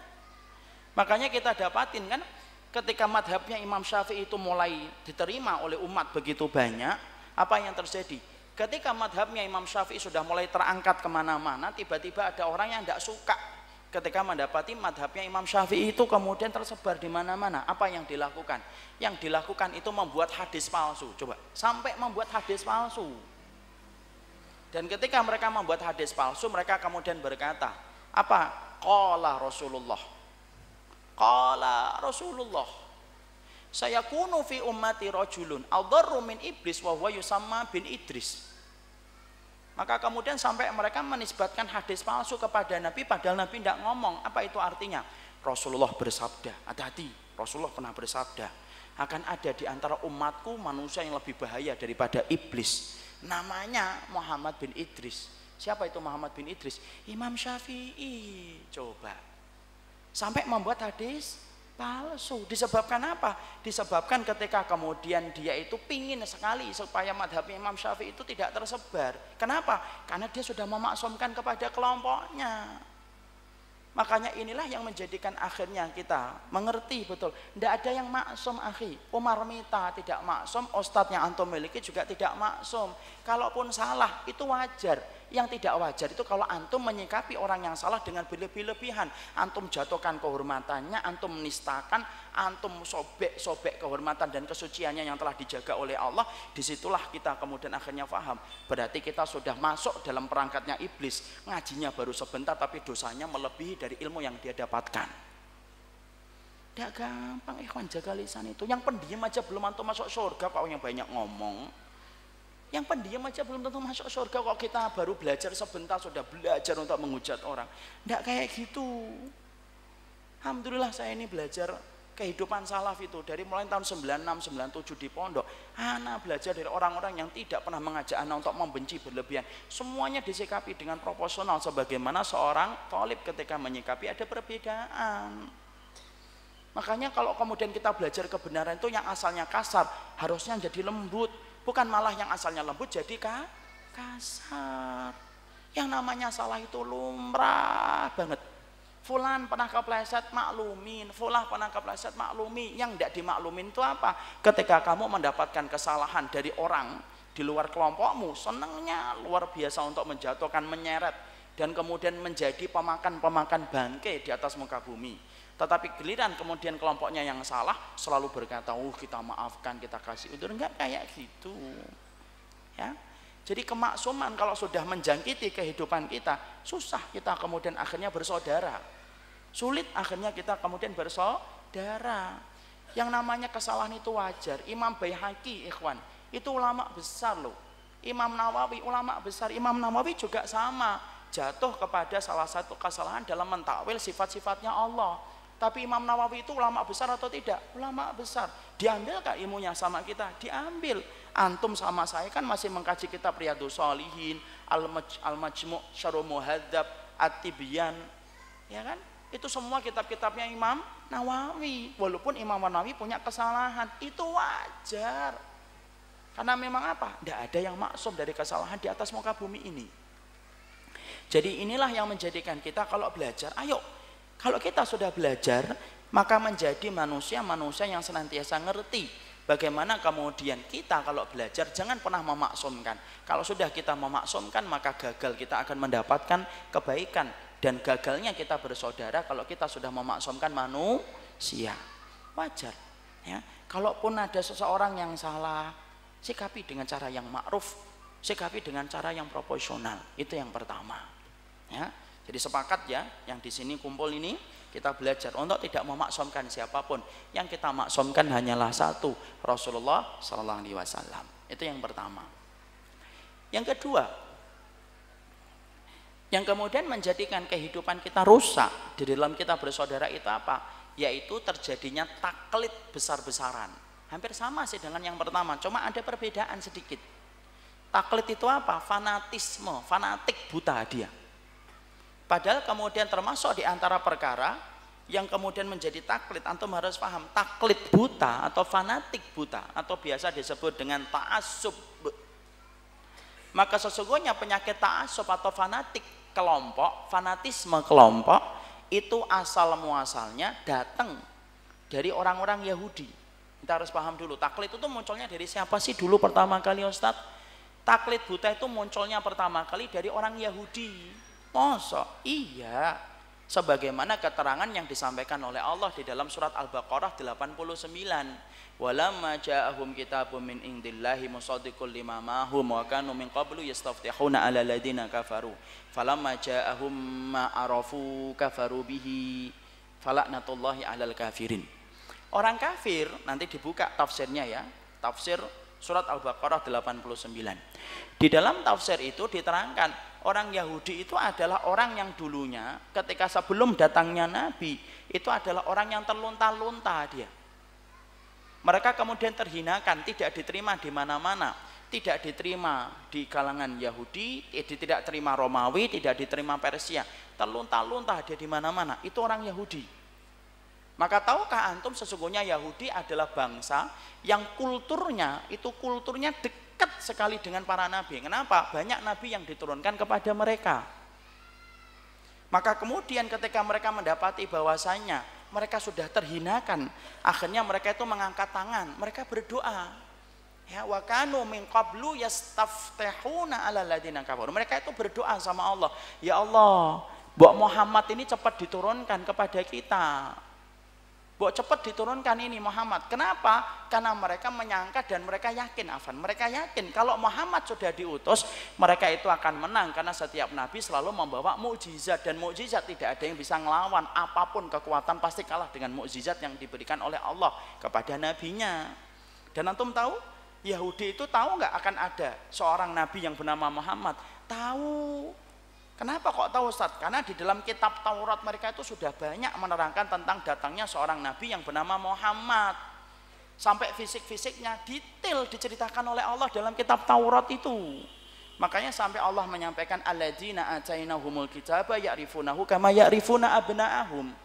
Orang-orang yang diberikan Alkitab dari kitab Taurat dan Injil, mereka itu kenal dengan Muhammad, lebih mereka kenal Muhammad daripada mereka kenal anak-anak mereka sendiri. Kenapa? Saking banyaknya sifat-sifat Muhammad yang diterangkan oleh Allah dalam kitab Taurat dan Injil. Maka kemudian yang tidak diterangkan oleh Allah itu satu di dalam Taurat. Dari mana Muhammad nanti akan lahir, itu saja. Ternyata tiba-tiba mereka mendapati bahwasanya Muhammad itu betul-betul datang persis sebagaimana yang diminta oleh mereka ketika mereka berdoa kepada Allah. Maka ketika mereka mendapati Muhammad, kaget, loh, Muhammad ternyata munculnya bukan datang dari golongan kami, munculnya bukan datang dari kelompok kami, loh, Muhammad datangnya dari kelompok Arab. Padahal orang Arab saat itu hina di hadapan orang Yahudi. Kenapa? Yahudi itu bangsa yang sombong, itu Yahudi. Karena mereka merasa memiliki dan mewarisi kultur kenabian itu Pak Yahudi. Ketika mereka tahu bahwasanya Muhammad ternyata tidak dilahirkan dari kelompoknya Yahudi, kafaru bihi, Allah menyampaikan langsung mereka mengkufurinya, mereka mengingkari Muhammad, dan tidak ada satupun ucapan Muhammad yang diterima oleh orang Yahudi. Sampai Allah menutup ayat itu dengan perkataan falaknatullah alal kafirin. Allah melaknat bagi orang-orang kafir ketika mereka mengkufuri Muhammad. Di situ kita paham, oh ternyata fanatik buta itu munculnya pertama kali dari orang Yahudi, fanatik buta. Jadi mereka menolak Nabi itu bukan karena mereka tidak membaca kebenaran, enggak. Orang Yahudi tahu Muhammad ini membawa kebenaran, itu mereka tahu. Kenapa? Semua yang dikatakan oleh Muhammad ketika beliau berdakwah sudah disampaikan oleh Allah dalam kitab Taurat. Tapi kenapa mereka menolak kebenaran yang dibawa oleh Muhammad Rasulullah? Satu, karena mereka terlalu kecewa bahwasanya kebenaran itu tidak datang dari kelompok mereka, tetapi datang dari kelompoknya Arab ketika mereka punya nabi yang bernama Muhammad. Di situ. Makanya kemudian fanatik buta itu munculnya dari orang Yahudi. Lah, penyakit buruk itu nular. Su'ul khuluqi yu'ti, kata hikmah, penyakit buruk itu nular. Makanya kalau antum ada yang ngantuk satu, yang sana pasti ngantuk juga. Itu penyakit buruk. Jangan sampai ada yang ngantuk ya, supaya nggak nularin saya nanti. Penyakit buruk itu nular. Ternyata penyakit fanatik buta itu merambah kepada kehidupan kaum muslimin. Sampai akhirnya apa? Akhirnya banyak kaum muslimin ketika tidak memiliki bekal ilmu yang benar, apa yang terjadi? Akhirnya mereka kemudian fanatik buta dalam kehidupan agama, persis dengan orang Yahudi. Padahal Nabi salah satu sunnahnya itu apa? Salah satu semangatnya Nabi itu menolak fanatik buta dalam kehidupan sunnah. Masa Ustaz? Iya. Mana dalilnya bahwasanya Nabi itu menolak tentang fanatik buta dalam kehidupan? Kita ambilkan bagaimana Nabi kemudian adalah orang yang paling menentang fanatik buta dalam kehidupan. Yaitu adalah ada 3 hadis ya. Saya akan sampaikan ini untuk menjadi bukti bahwasanya Nabi itu tidak pernah fanatik buta. Hadis yang pertama yaitu adalah ketika kita mendapati Rasulullah mendapati Ibunda Aisyah dalam hadis riwayat Muslim. Jadi Ibunda Aisyah kedatangan tamu. Tamunya siapa? 2 wanita Yahudi tua. Kemudian 2 wanita ini ngomong sama Ibunda Aisyah, ya Aisyah tuh, wahai Aisyah, sesungguhnya mayat itu kalau di dalam kuburnya mereka itu kemudian dimasukkan dan disiksa di dalam kubur kalau mereka punya dosa-dosa tertentu. Kemudian Ibunda Aisyah, karena yang ngomong orang Yahudi, maka kemudian Ibunda Aisyah kemudian nampak wajah ndak senengnya, Yahudi. Kan gitu. Maka kemudian fakarihat, Ibunda Aisyah betul-betul tidak senang dia. Maka kemudian 2 wanita Yahudi itu kemudian merasa bahwasanya Ibunda Aisyah itu tidak senang dengan perkataan mereka. Apa yang terjadi? Maka kemudian yang dilakukan adalah sesungguhnya saat itu sampai kemudian 2 wanita Yahudi itu kemudian pamit, ya sudah yuk kita pulang. Ketika keluar 2 wanita Yahudi itu, maka lihat, perhatikan bagaimana kemudian kita mendapati bahwasanya Nabi datang ke rumahnya Aisyah dan berkata, tadi 2 wanita Yahudi ngomong apa wahai Aisyah? Ya Rasulullah, mereka bicara bahwasanya mayat itu disiksa dalam kuburnya karena dosa-dosa tertentu ya Nabi. So kayak gitu. Nabi kemudian berkata apa? Sodakota, dua-duanya benar wahai Aisyah. Memang ada dosa-dosa yang menyebabkan azab kubur, dan apa yang disampaikan oleh 2 wanita Yahudi itu benar. Nabi ternyata kemudian membenarkan Selama apa yang disampaikan oleh orang itu tidak bertabrakan dengan wahyu, Nabi itu menolak fanatikme buta. Makanya Nabi terima dan mengatakan kepada Aisyah, wahai Aisyah, kamu harus tahu ya, memang ada orang yang disiksa dalam kuburnya karena dosa-dosa tertentu. Coba kalau orang itu sudah fanatik buta.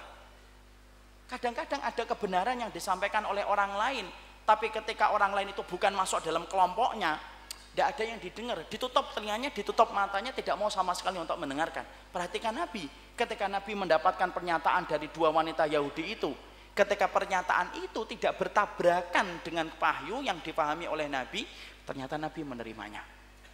Itu dalil satu. Dalil yang kedua yaitu kita mendapati bahwasanya Nabi pernah duduk-duduk bersama para sahabat. Tiba-tiba ada orang Yahudi tua lalu ngomong, kalian tuh berbuat syirik.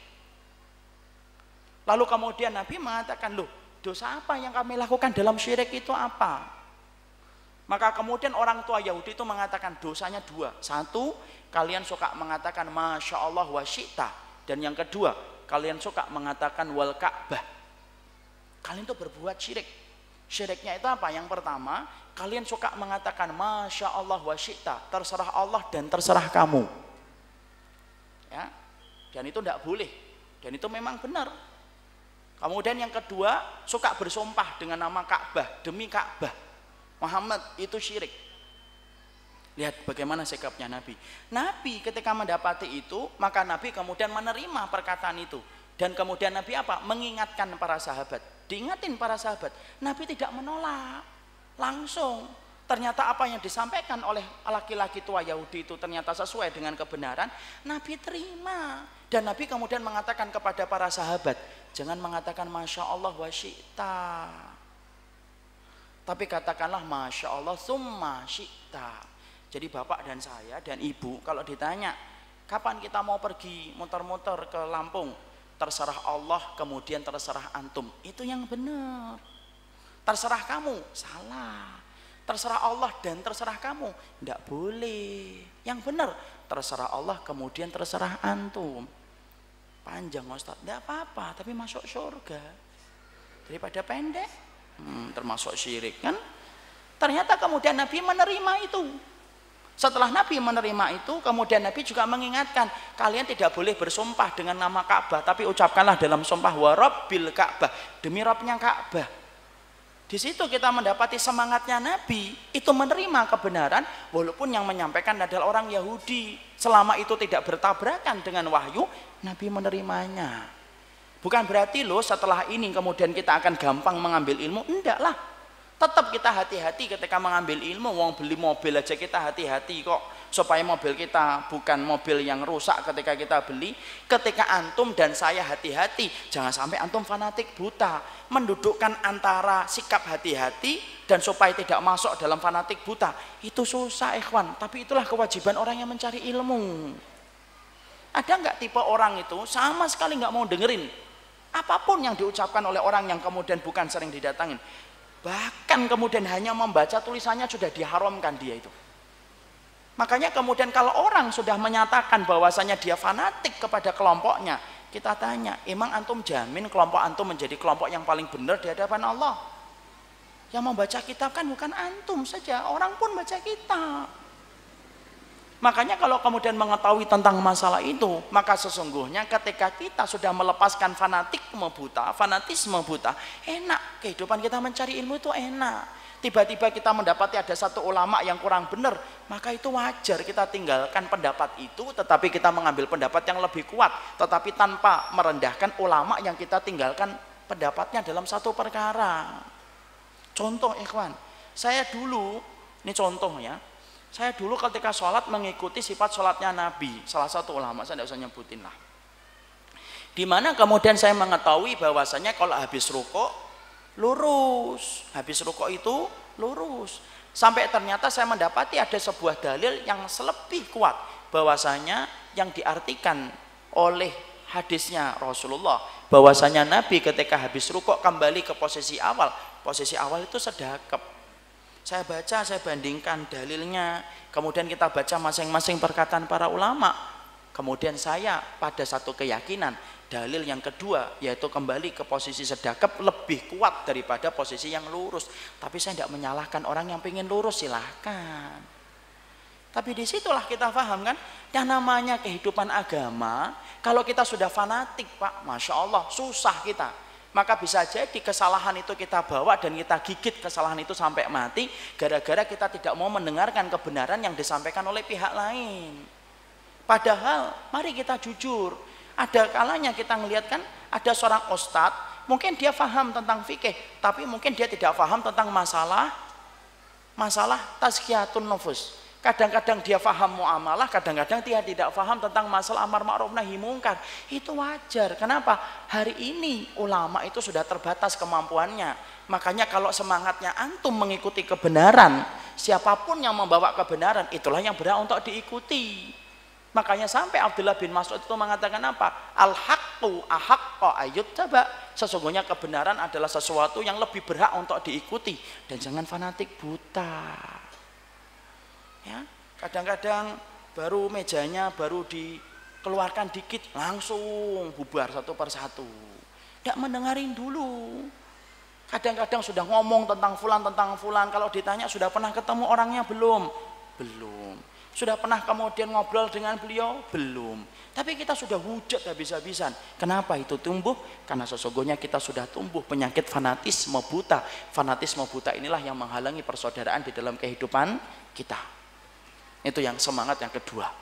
Jadi kemudian apa sebabnya orang itu kemudian susah untuk bersaudara? Yang pertama, kalau sudah memaksumkan manusia. Yang kedua, yaitu ketika sudah fanatik buta. Kita lanjutkan. Yang ketiga, yang menjadi rayap di dalam kehidupan kita ketika kita berukhuwah, yang ketiga adalah yaitu ketika kita tidak memahami bagaimana sebab para ulama itu berbeda pendapat. Karena kemudian di antara perkara yang penting untuk kita pahami dalam kehidupan ketika mencari ilmu, ana dan antum diwajibkan untuk mengetahui sebab para ulama itu berbeda pendapat itu apa. Karena semua perbedaan itu tidak bisa kita sikapi dengan membenarkan semuanya, tapi tidak semua perbedaan itu kita sikapi dengan kita menyalahkan semuanya. Itu tidak benar. Dan kita harus paham, kalau kita kemudian dalam kehidupan agama ini, di antara perkara yang wajib untuk kita maksimalkan, yaitu adalah bagaimana ketika kita bersaudara, ketika kita sudah meretas ilmu dan jalan keimanan, ana dan antum diwajibkan untuk ngerti, kenapa sih para ulama kok berbeda. Ketika antum mengetahui sebabnya para ulama itu berbeda, akan menjadikan hati kita lapang. Kalau kita mendapati ada teman kita memilih satu pendapat yang berbeda dengan ulama yang kita ambil pendapatnya. Tetapi penting saya sampaikan, kalau memang ada perbedaan, katakan itu ada perbedaan. Kalau perbedaan itu kembali kepada para sahabat, tabi'in dan tabi'ut tabi'in. Kalau tidak ada perbedaan, jangan suka katakan sedikit-sedikit ada perbedaan, itu juga dusta, itu bohong. Misalkan kemudian kita ditanya hukumnya meniup lilin itu gimana? Oh, para ulama berbeda pendapat hukum meniup lilin ketika ulang tahun. Tidak ada para ulama yang beda tentang itu. Sudah, tidak boleh, tidak ada itu namanya Islam itu meniup lilin ketika ulang tahun. Berdasarkan jumlah tahunnya. Kalau dia 17 berarti 17 lilin. Kalau kemudian 40 tahun 40 lilin. Itu kalau Nabi Nuh mengadakan ulang tahun 1650 lilin itu. Dan niupnya setengah jam sendiri. Kalau tidak ada perbedaan, jangan katakan ini ada perbedaan para ulama. Tidak ada. Menyambut tahun baru, menghitung 10, 9, 8, nah itu juga tidak ada. Kalau tidak ada perbedaan, jangan katakan ada perbedaan. Tapi kalau ada perbedaan, katakan ada perbedaan, supaya kita memaklumi. Karena termasuk di antara perkara yang kita harus maklumi itu perbedaan yang ada. Orang kalau tidak memahami perbedaan itu bahaya, akhi. Orang Jawa tidak memahami orang Sunda, bagaimana perbedaannya, itu bahaya. Ya kan? Orang Jawa ketika bertandang ke orang Sunda, kemudian disajikan teh, tehnya pahit. Tidak paham kalau itu merupakan perbedaan kultur dan adat istiadat itu beda. Orang Jawanya pulang dari rumah orang Sunda, gerutu, mobilnya 3, motornya 2, rumahnya tingkat, tehnya tawar. Karena tidak paham dia. Nanti giliran kemudian orang Sunda yang datang ke orang Jawa, kemudian ketika disajikan tehnya manis banget, orang Sundanya juga nggerutu, baru punya mobil satu aja pamer gula, mana? Padahal tidak pamer gula dia. Itu perbedaan. Makanya kalau tidak paham perbedaan ini bahaya. Laki-laki dan perempuan kalau tidak paham perbedaan itu kan seringnya apa? Ya seringnya akhirnya bertengkar aja karena perbedaan-perbedaan. Contoh, saya tuh sering sekali itu mendapati ibu-ibu tuh sering cerita, suami saya kok enggak enggak romantis ya Ustadz, sedikit ngomongnya. Saya bilang, laki-laki tuh memang sedikit ngomong. Makanya kalau ada perempuan WhatsApp suaminya, abangku yang aku cintai karena Allah dan aku harapkan bertemu dengan dirinya. Antum di mana? Dijawab laki-laki, simple, KTR, kantor, sudah.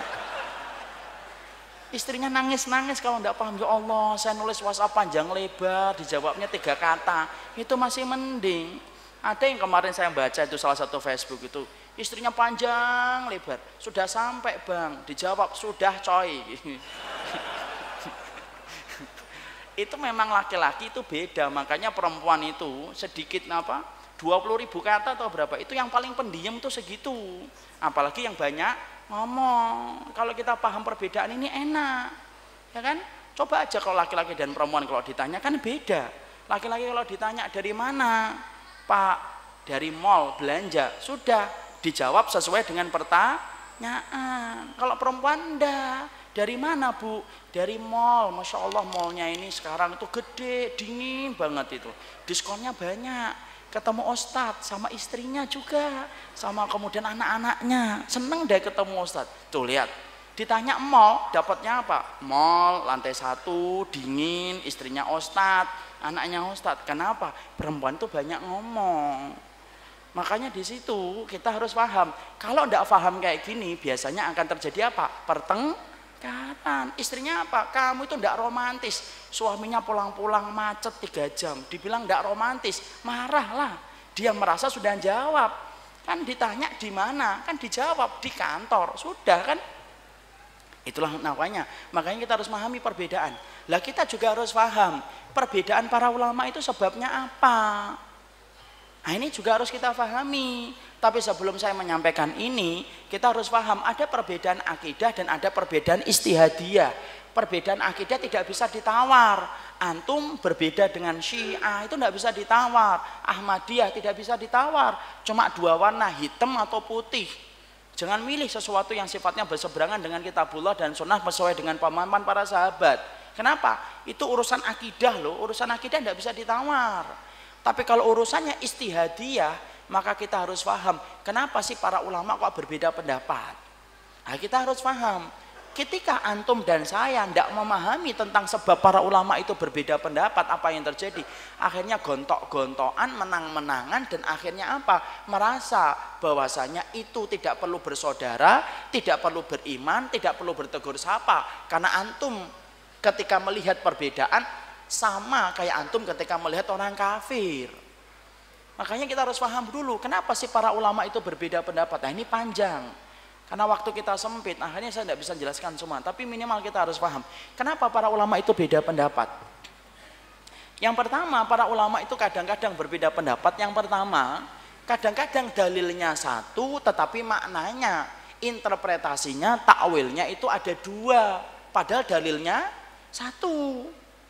Masa Ustaz dalil satu mana? Oh iya. Mana buktinya? Contoh, ketika Nabi kemudian berkata kepada sahabat saat itu dalam perang, habis perang Ahzab, kemudian Nabi mengatakan pergi kalian ke Bani Quraidah sana, kepung Bani Quraidah. Maka Nabi kemudian mewanti-wanti pasukannya, la yusalliyanna ahadukum al-asra illa fi Bani Quraidah. Jangan sekali-kali lo sholat asar kecuali sampai di Bani Quraidah. Jelas atau tidak jelas hadisnya? Jelas. Jelas banget atau tidak? Banget. Jangan sekali-kali sholat asar kecuali di Bani Quraidah. Maka kemudian sahabat ini jalan ke menuju Quraidah. Ternyata perjalanan mereka lambat karena ada sesuatu yang terjadi. Maka ketika waktu asar belum sampai ke Bani Quraidah, asar mau habis. Para ulama, para sahabat kemudian berbeda-beda, kemudian mereka diem, ini gimana ini? Kalau kita sholat asar di Bani Quraidah, berarti kita sholat asarnya setelah waktu sholat asar selesai. Dan kita bisa jadi sholatnya menjelang maghrib atau menjelang isya. Kemudian akhirnya pecah Pak, jadi dua. Para sahabat ini pecah jadi dua. Sebagian para sahabat kemudian apa? Kami akan sholat di sini. Sebagian para sahabat mengatakan enggak, kami akan tetap sholat di Bani Quraidah walaupun malam. Kenapa? Perintahnya Nabi jelas bahwasanya tidak boleh sekali-kali sholat kecuali di Bani Quraidah. Pecahlah itu jadi dua. Yang sebagian sholat di perjalanan belum sampai ke Bani Quraidah, sebagian yang enggak sholat nungguin, enggak kemudian langsung yang sudah sholat yang enggak patuh sama Nabi sana kanan kita kiri, enggak, tetap mereka rukun sampai kemana Bani Quraidah. Ketika sampai ke Bani Quraidah sebelum mengepung, mereka sholat dulu, yang tadi belum sholat asar mereka sholat. Falamma roja'u, ketika mereka pulang ke Madinah, Nabi diem tidak menyalahkan salah satunya.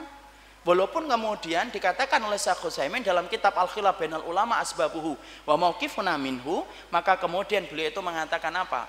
Syekh Utsaimin mengatakan walaupun yang lebih benar yang mana? Yang sholat asar di perjalanan atau yang sholat asar di Bani Quraidah? Yang mengatakan lebih benar sholat asar di perjalanan, angkat tangan. Masya Allah. Yang mengatakan lebih benar sholat asar di Bani Quraidah di waktu malam siapa? Yang nggak menjawab juga lebih banyak lagi sekarang. Ini dampak kalau kajian sudah mulai siang ini kayak gini. Jadi ternyata yang lebih benar itu adalah orang yang sholat asar ketika di perjalanan. Kenapa? Sebagaimana surat An-Nisa, inna sholata kanat alal mu'minina kitabam mauquta. Sholat itu telah ditentukan waktunya. Maksudnya perkataan Nabi, jangan sekali-kali sholat asar di Bani Quraidah, itu maksudnya cepat kalau jalan asar sudah sampai di Bani Quraidah. Tapi lihat Nabi mendiamkan. Dan ternyata Nabi kemudian apa? Nabi, Masya Allah ya, hadisnya satu, tetapi penafsirannya ada berapa? Dua. Tapi lihat para sahabat, yang sholat asar di perjalanan, menistakan nggak yang sholat asar di Bani Quraidah? Enggak. Yang sholat asar di Bani Quraidah tidak menghinakan orang yang sholat asar di perjalanan. Kenapa? Mereka berbeda tapi dengan ilmu dan sikap yang baik. Hadisnya berapa? Satu. Tapi pemahamannya dua. Contoh, saya mengatakan orang yang tertalak, wanita yang ditalak sama suaminya, masa iddahnya berapa? Ada yang mengatakan 3 kali masa suci, ada yang mengatakan 3 kali masa haid. Kenapa kok bisa beda? Karena berdasarkan kata kuru. Salah satu kuru disebutkan oleh Allah dalam Quran. Kuru itu artinya apa? Kuru itu bisa nerima dua. Bisa nerima suci, bisa nerima haid. Dua-duanya benar kalau menurut pengertian bahasa. Makanya para ulama beda. Sebagaimana para ulama itu beda, yaitu ketika mereka habis rukuk, ada yang kemudian sedekap, ada yang kemudian lurus. Antum tahu nggak itu hadisnya berapa? Satu hadisnya dari Wa'il bin Hujr. Apa hadisnya? Nabi itu kalau habis rukuk kembali ke posisi awal. Lah posisi awal itu para ulama beda. Posisi awal itu sebagian ulama mengatakan apa? Posisi awal itu maksudnya adalah lurus. Sebagian ulama mengatakan enggak, posisi awal itu artinya sedekap. Hadisnya berapa? Satu. Para ulama beda berapa? Dua. Kenapa? Karena terkadang memang dalam beberapa dalil ada mantoknya, ada kemudian lafat-lafat itu yahtamilul makna ya ini. Ada memang dalil itu satu lafat itu kadang-kadang membawa dua makna. Kalau kita tidak paham ini, kalau menghadapi seseorang yang sudah beda, langsung kepala kita langsung ngebul asapnya, kemudian menghadapinya. Bahkan kemudian pulpennya diruncingkan itu kalau bisa. Kenapa? Ya karena tidak ngerti gimana para ulama ketika berbeda pendapat. Dan itu wajar atau tidak wajar? Wajar. Sama dengan orang yang tasyahud. Itu kan artinya menggerakkan. Menggerakkan itu ada yang begini, ada yang begini. Sudah, dua-duanya berdasarkan kepada dalil yang sahih. Ana dan antum memilih pendapat yang paling kuat menurut kita. Tapi kalau kita nanti mendapati di hari kemudian ada yang lebih kuat, ambil yang lebih kuat. Tapi kita tidak perlu menistakan kalau memang ada yang berbeda. Ketika itu disandarkan kepada perbedaan para ulama. Ada yang begini, ada yang lurus gini. Dua-duanya benar atau tidak? Benar. Kalau saya menggerakkan, tapi saya tidak menyalahkan yang tidak menggerakkan. Ada itu ikhwan itu cerita sama ana itu, Ustadz, kalau kemudian sholat di samping orangnya menggerak-gerakkan tidak khusyuk, ana ngomong, lah ngapain antum ngeliatin? Antum ngeliatin aja miliknya antum. Antum sih iseng banget ngeliatin. Wong sholat ngeliatin, gak usah dilihatin lah. Itu masalahnya kemudian sudah memang gitu. Ada seorang ikhwan juga kadang-kadang juga berlebihan. Ada yang sholat sunnah di rumah saya, dia menggerakkan sama kayak saya. Ketika menggerakkan anaknya datang, dipegang itu, dia masih digerakkan aja. Anak sampai mau ketawa aja ya Allah. Di situ kita paham ya, maknanya satu, lafadznya satu, tetapi maknanya dua. Makanya para ulama berbeda pendapat. Kalau antum paham kayak gini, enak. Makanya kalau belajar itu jangan separuh-separuh. Baru separuh belajar sudah banyak ngomong. Makanya banyak fitnah itu apa? Karena orang yang bodoh ikut banyak ngomong, ikut komentar, posting di Facebook. Tidak penting banget postingannya, hanya memperkeruh masalah tok. Ya tadi, baru belajar sebentar, wow semangatnya luar biasa itu. Dan ketika menyalahkan orang, wow dia tidak merasa bersalah itu. Makanya kan Masya Allah ya akhi ya, setan itu nggodain kita itu beda-beda loh. Setan itu kalau nggodain manusia itu beda, strateginya itu beda. Setan kalau nggodain manusia sebelum nikah, gimana setan kalau nggodain manusia sebelum nikah?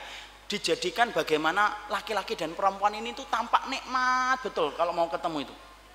Kan gitu, kalau belum halal itu dijadikan indah.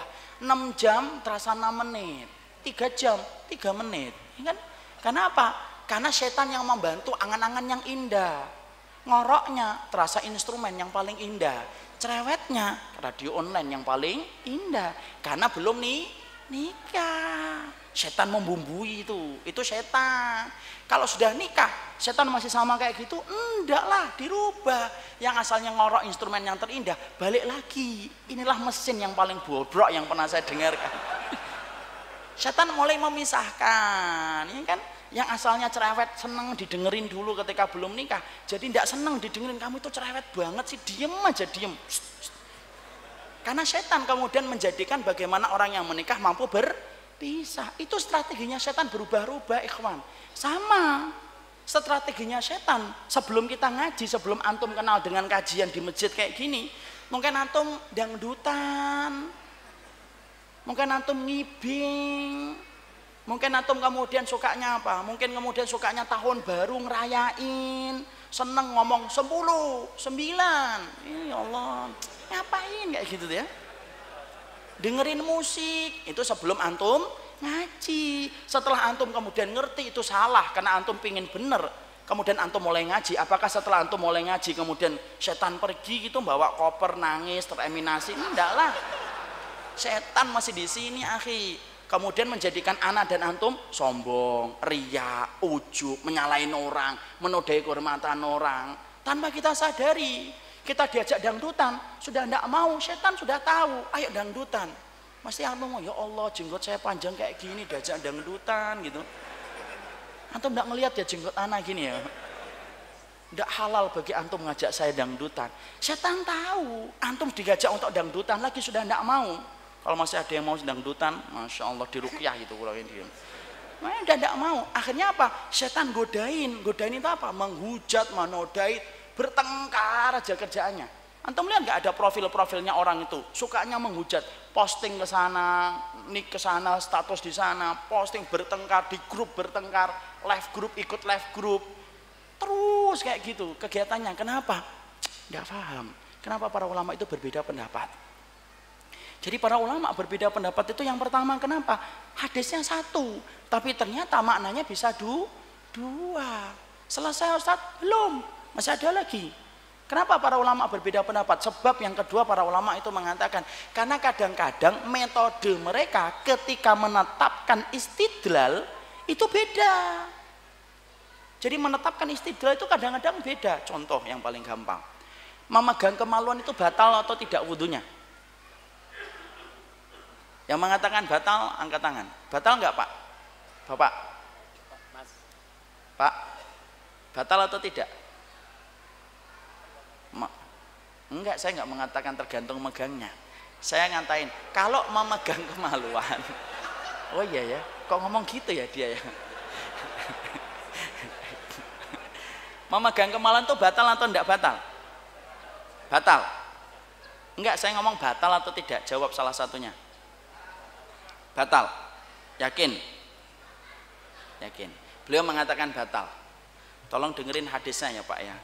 Rasulullah SAW mengatakan, ya Rasulullah, kaifa rajulun masadzakaru, ya Nabi, bagaimana dengan seseorang yang memegang kemaluannya, batal atau tidak batal?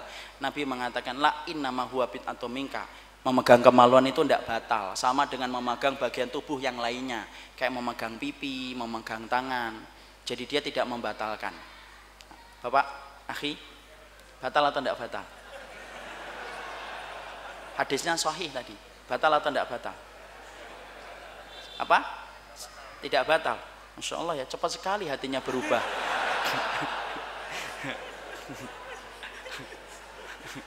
Bapak, akhi, tidak batal ya? Tidak batal sekarang. Sekarang beliau tidak mengatakan tidak batal. Tolong ya dengerin hadis lagi ya. Rasulullah kemudian bersabda, man masadzakarahu falyatawaddo, barang siapa yang memegang kemaluannya wajib berwudu. Di situ Nabi mengatakan siapapun yang memegang kemaluan wajib, artinya batal wudunya. Batal atau enggak? Loh, batal lagi. Kukut balik pulang ayo. Ikhwan, antum tahu nggak? Satu yang antum harus pahami, dalil itu tidak mungkin saling berbeda. Nabi itu tidak mungkin menyampaikan sebuah dalil yang tampaknya itu bertentangan, tidak mungkin. Kenapa? Kontradiktif adalah sesuatu yang mustahil dalam lisan dan bahasanya Nabi. Lah ini kok beda Ustaz? Nah itu cara memahaminya kita yang nggak ngerti. Ternyata para ulama itu mengatakan ada 3 madhab dalam masalah itu. Setidaknya 3 madhab, bukan 3 madhab saja, banyak madhabnya. Pertama, ada yang mengambil madhab tarjih. Madhab tarjih itu apa? Diambil mana derajat hadis yang lebih sahih, yang lebih kuat, yang mana? Ada yang mengambil madhab yang pertama yang tidak mengatakan batal. Maka semua gerakan ketika kemudian memegang kemaluan itu tidak batal. Ada yang mengerojikan, ada yang menguatkan hadis yang kedua, yaitu hadis yang memegang kemaluan. Kata beliau, maka kalau yang memegang hadis yang kedua berarti memegang kemaluan apapun bentuknya, maka itu membatalkan. Itu namanya madhabut tarjih. Ada madhabun nasakh. Madhabun nasakh itu apa? Diambil dulu sejarahnya, yang lebih dulu mana, yang datang setelahnya mana, yang datang kedua menghapuskan hadis yang pertama. Itu namanya madhabun nasakh. Kayak apa? Ziarah kubur, dulunya dilarang, kemudian tidak dilarang. Itu namanya nasakh. Dihapuskan, diganti dengan hukum yang baru. Tapi ada yang ketiga yang disebut dengan madhabul jama'. Madhabul jama' itu apa? Madhabul jama' itu digabungkan. Salah satunya Imam Malik digabungkan itu. Kalau memegang kemaluannya dengan syahwat, maka hadis yang kedua, bahwasanya barang siapa yang memegang kemaluan itu batal. Tapi kalau memegangnya bukan dengan syahwat, tergantung kondisinya memegang, kata beliau tadi, misalkan gatel dan lain sebagainya, maka kemudian memakai hadis yang kedua. Hadis yang kedua itu apa? Tidak membatalkan sebagaimana memegang bagian tubuh yang lain. Cuh, lihat, minimal ada berapa? 3 madhab, akhi. Kenapa? Karena standarnya beda-beda para ulama. Coba kalau antum tidak ngerti tentang ini, kan antum akan kemudian menghujat kan? Tapi kalau kita ngerti ini, setidaknya hati-hati dulu, nggak sampai kemudian ini dulu, dipelajari dulu, dikaji dulu, baru kemudian antum akan menentukan. Dan itulah sebab yang ketiga, kenapa para ulama itu berbeda. Sebab, yaitu sebab yang kedua. Sebab yang ketiga, para ulama itu katanya bisa berbeda itu kenapa? Karena kadang-kadang para ulama itu berbeda pendapat disebabkan, yaitu adalah satu hadis sampai kepada seseorang ulama, tapi kemudian dia lupa dengan hadis itu. Bisa atau tidak? Itu ternyata terjadi. Bisa. Ulama tetap manusia biasa kok. Kadang-kadang hadisnya nyampe. Tapi terkadang ketika nyampe orangnya lupa. Mungkin ada yang ngamankan. Mungkin ada yang ngomong, ulama kok lupa? Loh, tadi kan kita sudah pelajari. Ulama tetap manusia biasa. Mana dalil bahwasanya ulama itu bisa lupa, Ustaz? Oke, kita ambilkan contoh. Antum tahu Umar bin Khattab? Cinta nggak sama Umar bin Khattab? Cinta. Pengen nggak dipertemukan dengan beliau? Pasti. Beliau termasuk orang yang dicintai Nabi setelah Abu Bakar. Umar bin Khattab pernah jalan bersama Ammar bin Yasir dalam satu perjalanan. Ini disebutkan dalam satu riwayat Bukhari Muslim. Ketika mereka dalam perjalanan itu tiba-tiba mereka junub. Umar junub, kemudian Ammar bin Yasir junub. Paginya ketika bangun tidak mendapati air, dua-duanya junub. Antum tidak usah tanya kok bisa bareng-bareng junub. Nah, itu tidak diterangkan dalam hadis. Ya, itu junub, tidak mendapatkan air. Kemudian para dua sahabat besar ini bingung. Kenapa? Karena mereka tidak ngerti bagaimana caranya. Ammar bin Yasir karena saat itu syariat tayamum sudah turun, Ammar bin Yasir mikir kalau tayamum itu menggantikan hadas kecil, berarti kalau semakin banyak tanahnya semakin suci. Itu siapa? Ammar bin Yasir. Akhirnya apa? Fatamarragha kama tamarragat dabah. Tahu antum artinya? Bergulung-gulung kayak binatang melata dia.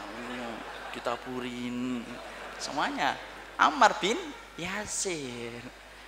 Maka kemudian Umar bin Khattab ngeliatin aja. Ngeliatin aja dia. Ayo Umar. Tidaklah, antum aja. Umar nunggu air akhi, nunggu air beliau, nunggu air sampai kemudian ketemu airnya kapan? Ketika sholat subuh sudah lewat waktunya, ketika kemudian itu akhirnya mandi baru sholat, baru ketika dia habis sholat baru kemudian sholat subuhnya menjelang siang. Kemudian ketika pulang ke Madinah nanya sama Nabi, ya Rasul kami nggak dapetin air, saya bergulung-gulung kayak binatang melata. Adapun Umar bin Khattab menunggu air. Kemudian lihat Rasulullah itu dengan lembutnya Nabi mengatakan, innama yakfika bis-sa'id fa innalaka tahurun. Sudah, kalau kayak gitu nanti tayamum aja. Karena tayamum itu bisa membersihkan dari hadas kecil dan hadas besar. Sudahlah. Oh, berarti saya tidak perlu bergulung-gulung ya Rasul, tidak usah.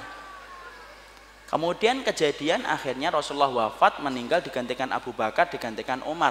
Dan ketika menjadi khalifah, tiba-tiba beliau ditanya sama seorang dari rakyatnya, wahai Umar, kami junub gak mendapatkan air. Terus gimana? Saya tayamum atau saya bergulung-gulung atau gimana? Itu Umar, Masya Allah, lupa terhadap hadis itu. Diem aja Umar. Di situ ada Ammar bin Yasir. Ammar bin Yasir sampai, ya Allah, apakah Amirul Mukminin lupa tentang memori kita berdua?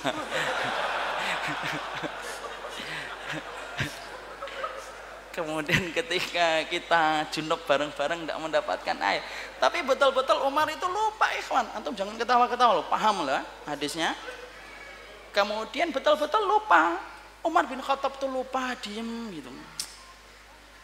Ditanya lagi, wahai Umar, Amirul Mukminin, saya junub tidak mendapatkan air, terus sikap saya gimana? Lihat, kemudian akhirnya Ammar bin Yasir ngangkat tangan, ana ya Umar, bisa nggak saya ke depan? Bisa, sini. Kemudian berbisik, ya Umar, apakah kamu tidak ingat memori ketika kita junub? Saya bergulung-gulung kayak melata, kemudian kamu nunggu air. Kemudian ketika kita pulang, Nabi yang ngingetin kita. Umar itu lupa, akhi. Lupa beliau betul-betul lupa. Dan kemudian akhirnya Ammar bin Yasir berkata, sudah, kalau memang kamu lupa wahai Umar, kalau memang kamu tidak berkehendak, saya tidak usah menceritakan ini ya. Tapi Umar berkata, mengatakan, sudah, ceritakan kalau memang itu sahih. Maka akhirnya diceritakan. Di situ kemudian Syekh Utsaimin mengatakan, salah satu sebab ulama itu kadang beda itu apa? Ulama satu lupa terhadap satu dalil. Wajar atau tidak wajar? Wajar banget. Kadang-kadang kitabnya belum nyampe, kan gitu. Yang fotokopi tutup, jadi belum dibaca. Itu wajar banget. Makanya kalau kemudian kita menghadapi sesuatu, akhirnya apa? Jangan buru-buru memusuhi. Sikap yang benar itu perhatikan dulu, kenapa itu bisa terjadi. Makanya kalau orang tidak memahami bagaimana sebab perbedaan, ini rayap ini. Persaudaraan itu akan susah diwujudkan kalau kita tidak mengerti bagaimana para ulama sebabnya itu kenapa ketika berbeda. Itu yang ketiga. Sebabnya ulama banyak perbedaan, banyak banget. Ada sekitar lebih dari 10, tapi kita tidak bisa bahas semua karena panjang itu. Tapi saya ngambilkan contoh saja di situ. Ya, itu yang ketiga. Jadi rayapnya dalam berukhuwah itu apa? Yang ketiga, harus paham. Kenapa sih kok beda itu kenapa? Kalau antum pahami dulu kenapa perbedaan itu terjadi, maka antum akan enak ketika menyikapinya. Itu yang ketiga. Yang keempat, kenapa susah ketika kemudian rayap itu? Yang keempat itu apa? Ayat keempat adalah kita ini kadang-kadang tidak paham. Musuh-musuhnya Allah sudah terlalu banyak. Orang kafir bangun 24 jam untuk memerangi kita, tapi malah kemudian kita sibuk saja untuk menghujat satu dengan yang lainnya. Padahal orang kafir, mereka sudah berusaha untuk menerkam kita, mencakar-cakar kita, merobek-robek kekuatan kita. Lah kok kita malah kemudian menikmati permusuhan? Kapan? Kenapa? Ya karena kita tidak paham. Harusnya kebenaran itu menjadikan kita lebih kuat, dan kebenaran itu bukan menjadikan kita lebih lemah. Makanya akhirnya kan Iyas bin Muawiyah itu ngelihat ada seseorang itu menghujat fulan itu begini. Iyas bin Muawiyah itu ngomongnya santai. Gini sini. Kamu pernah memerangi Hind? Belum. Sind? Belum. Rum? Belum. Gimana ya kamu itu ya? Orang kafir selamat dari lesanmu, tapi muslim tidak selamat dari lesanmu. Iyas bin Muawiyah. Kita Pak kalau ngerti, Masya Allah, musuh-musuh Allah itu mereka itu luar biasa. Kalau kemudian kita diem, ada Syiah, ada komunis, ada kristenisasi, ada yahudinisasi program, terus menggerus kehidupan kita, anak-anak kita jadi korban satu persatu. Kok kita masih menikmati permusuhan? Ya itu disebabkan karena kita tidak paham siapa musuh kita sebenarnya. Musuh kita ini Pak adalah orang yang ingin memerangi Allah dan Rasulnya. Itu yang harusnya kita pikirkan bareng-bareng. Jangan punya semangat menang-menangan gitu. Dalam Islam itu bukan semangatnya menang-menangan. Semangatnya itu memenangkan Islam, bukan semangat menang-menangan. Kenapa? Islam itu bukan milik kelompok. Islam itu bukan milik golongan. Tapi Islam itu adalah bagaimana ini menjadi satu ketentuan hidup dalam kehidupan kita, tegak. Yaitu sunnahnya Nabi dalam kehidupan. Lah kalau kita tidak paham tentang siapa musuh-musuhnya Allah, ya akhirnya sibuk dengan gitu. Akhirnya terus saja kayak gitu. Kenapa? Kita katarak melihat musuh, tapi kita jeli kalau melihat mukmin. Makanya Masya Allah, itulah yang menjadikan kita harus paham. Yang keempat, kenapa rayap itu, ukhuwah itu sulit untuk terwujud? Ya karena kemudian kita tidak ngerti betapa dahsyatnya musuh-musuh Allah ketika mereka berusaha untuk menghancurkan kita sehancur-hancurnya. Kalau kita paham, maka kita akan fokus kepada apa yang akan merusak kehidupan kita dan kehidupan kaum muslimin. Kemudian yang kelima, yang terakhir ini saya singkatkan karena sudah dikasih tahu sampai jam 11. Yang kelima, kenapa kemudian kita gagal di dalam berukhuwah? Karena kita jarang mempelajari akhlak. Ya, saya ingatkan loh ya. Ilmu yang benar, ana dan antum kalau mengikuti Nabi, ana dan antum ketika mengikuti sahabat, fahami ya, kalau kita mengikuti Nabi, maka itu merupakan manhaj yang benar. Tapi manhaj yang benar tidak akan sempurna sampai kita punya akhlak. Orang yang punya akidah yang benar tetapi tidak punya akhlak, rusak Pak. Kenapa? Karena sesungguhnya Nabi bersabda, inna su'al khuluqi yufsidul amal kama annal khalla yufsidul asal. Sesungguhnya akhlak yang buruk itu merusak amal ibadah sebagaimana cuka merusak madu. Orang ilmunya benar, manhajnya benar, dalilnya ada, tapi ternyata dia tidak punya akhlak, rusak. Ibadah yang dilakukan itu rusak. Karena Nabi mengatakan orang yang buruk akhlaknya merusak amal ibadah sebagaimana cuka ketika merusak madu. Ya. Maka sama pula kalau antum punya akhlak tapi antum tidak punya manhaj yang benar, itu juga batil. Kenapa? Kita tidak bisa masuk surga dengan akhlak doang tetapi tanpa mengikuti manhajnya Nabi. Tidak mungkin lah. Punya akhlak kayak orang siapa? Misalkan orang-orang kejawen lama, sudah yang penting itu tidak ganggu orang, tidak dolimin orang, senyum sama tetangga yang baik, Kalau kamu diinjek, kasih roti. Kalau kamu ditampar, kasih bubur. Tapi orang semacam ini kadang-kadang ketika kita sampaikan ini sunnah. Apa itu sunnah lah, tidak penting. Yang penting baik sama orang. Makanya saya sampaikan ya, kalau kita dibenci karena akhlak itu musibah. Tapi kalau kita dibenci karena kebenaran itu anugerah. Kalau bapak dibenci, saya nggak suka sama antum. Kenapa? Jarang senyum. Kalau ngomong ketus, maunya menang-menangan. Tidak mau dengerin orang. Maaf. Berarti antum dibenci karena kebenaran, dibenci karena akhlak, dan itu musibah. Kenapa? Karena tidak ada nabi yang dibenci karena akhlak. Tapi kalau kemudian ada anak benci antum, kenapa? Jenggot antum itu loh bikin risih. Kalau kemudian antum salaman, tidak mau sama perempuan. Kalau kita dibenci karena sedang memegang kebenaran, itu anugerah. Kenapa? Semua nabi itu dibenci karena kebenaran. Cuma masalahnya, ana dan antum dibenci karena akhlak atau dibenci karena kebenaran. Mawas diri dan introspeksi diri. Itulah 5. Ini sebenarnya yang 5 ini penting, tapi qadarullahu ma yasha. Tapi setidaknya akhirnya paham ya Pak. Jadi kita momentum di sini itu kumpul. Ayolah jadi saudara-saudara yang saling bersaudara. Wa kunu ibadallahi ikhwana. Jadilah hamba Allah yang bersaudara. Karena sesungguhnya apa? Ketika kita bersaudara, maka pekerjaan berat di dalam agama ini akan ringan ketika kita bersama-sama. Saling ngalah, bukan ngalahnya karena nafsu, tapi ngalahnya karena Allah. Dan saling bersaudara. Makanya 1, jangan memaksumkan orang ketika belajar.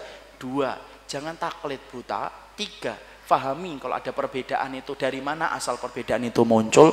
4, fahami musuh Allah itu sudah terlalu banyak. 5, maka kita belajar untuk menunjukkan akhlak. Kalau 5 ini dihilangkan, orang bersaudara itu gampang. Ya, karena apa? Karena sesungguhnya persaudaraan akan gampang tercipta ketika kemudian kita telah mencintai semata-mata karena Allah. Ini yang dapat saya sampaikan. Setidaknya ini momentum supaya nanti habis dari sini ayolah yang masih memelihara permusuhan itu loh. Moga-moga dihilangkan kebencian di hatinya. Kita bersaudara, sama-sama menginginkan surga, sama-sama ngikutin Nabi, sama-sama pingin untuk ketemu dengan Nabi Shallallahu Alaihi Wasallam. Jadilah hamba Allah, jangan termakan dan jangan menjadi korbannya setan dalam kehidupan kita. Barakallahu fikum, ini yang dapat saya sampaikan persis dengan waktu yang telah ditetapkan. Semoga ana dan antum mengambil pelajaran dari apa yang tadi kita jelaskan. Ini yang dapat kita uraikan, semoga antum paham supaya antum ngerti. Jadi nanti kalau ditanya di rumah, tadi belajar apa Pak? Antum sampaikan, ukhuwah itu ada rayapnya. Jangan sampai kemudian ditanya di rumah, tadi ngaji apa Pak? Itu saya juga tidak paham itu. Jangan sampai gitu. Tapi betul-betul kita paham, kita ngerti, dan kita mampu mengambil faedahnya.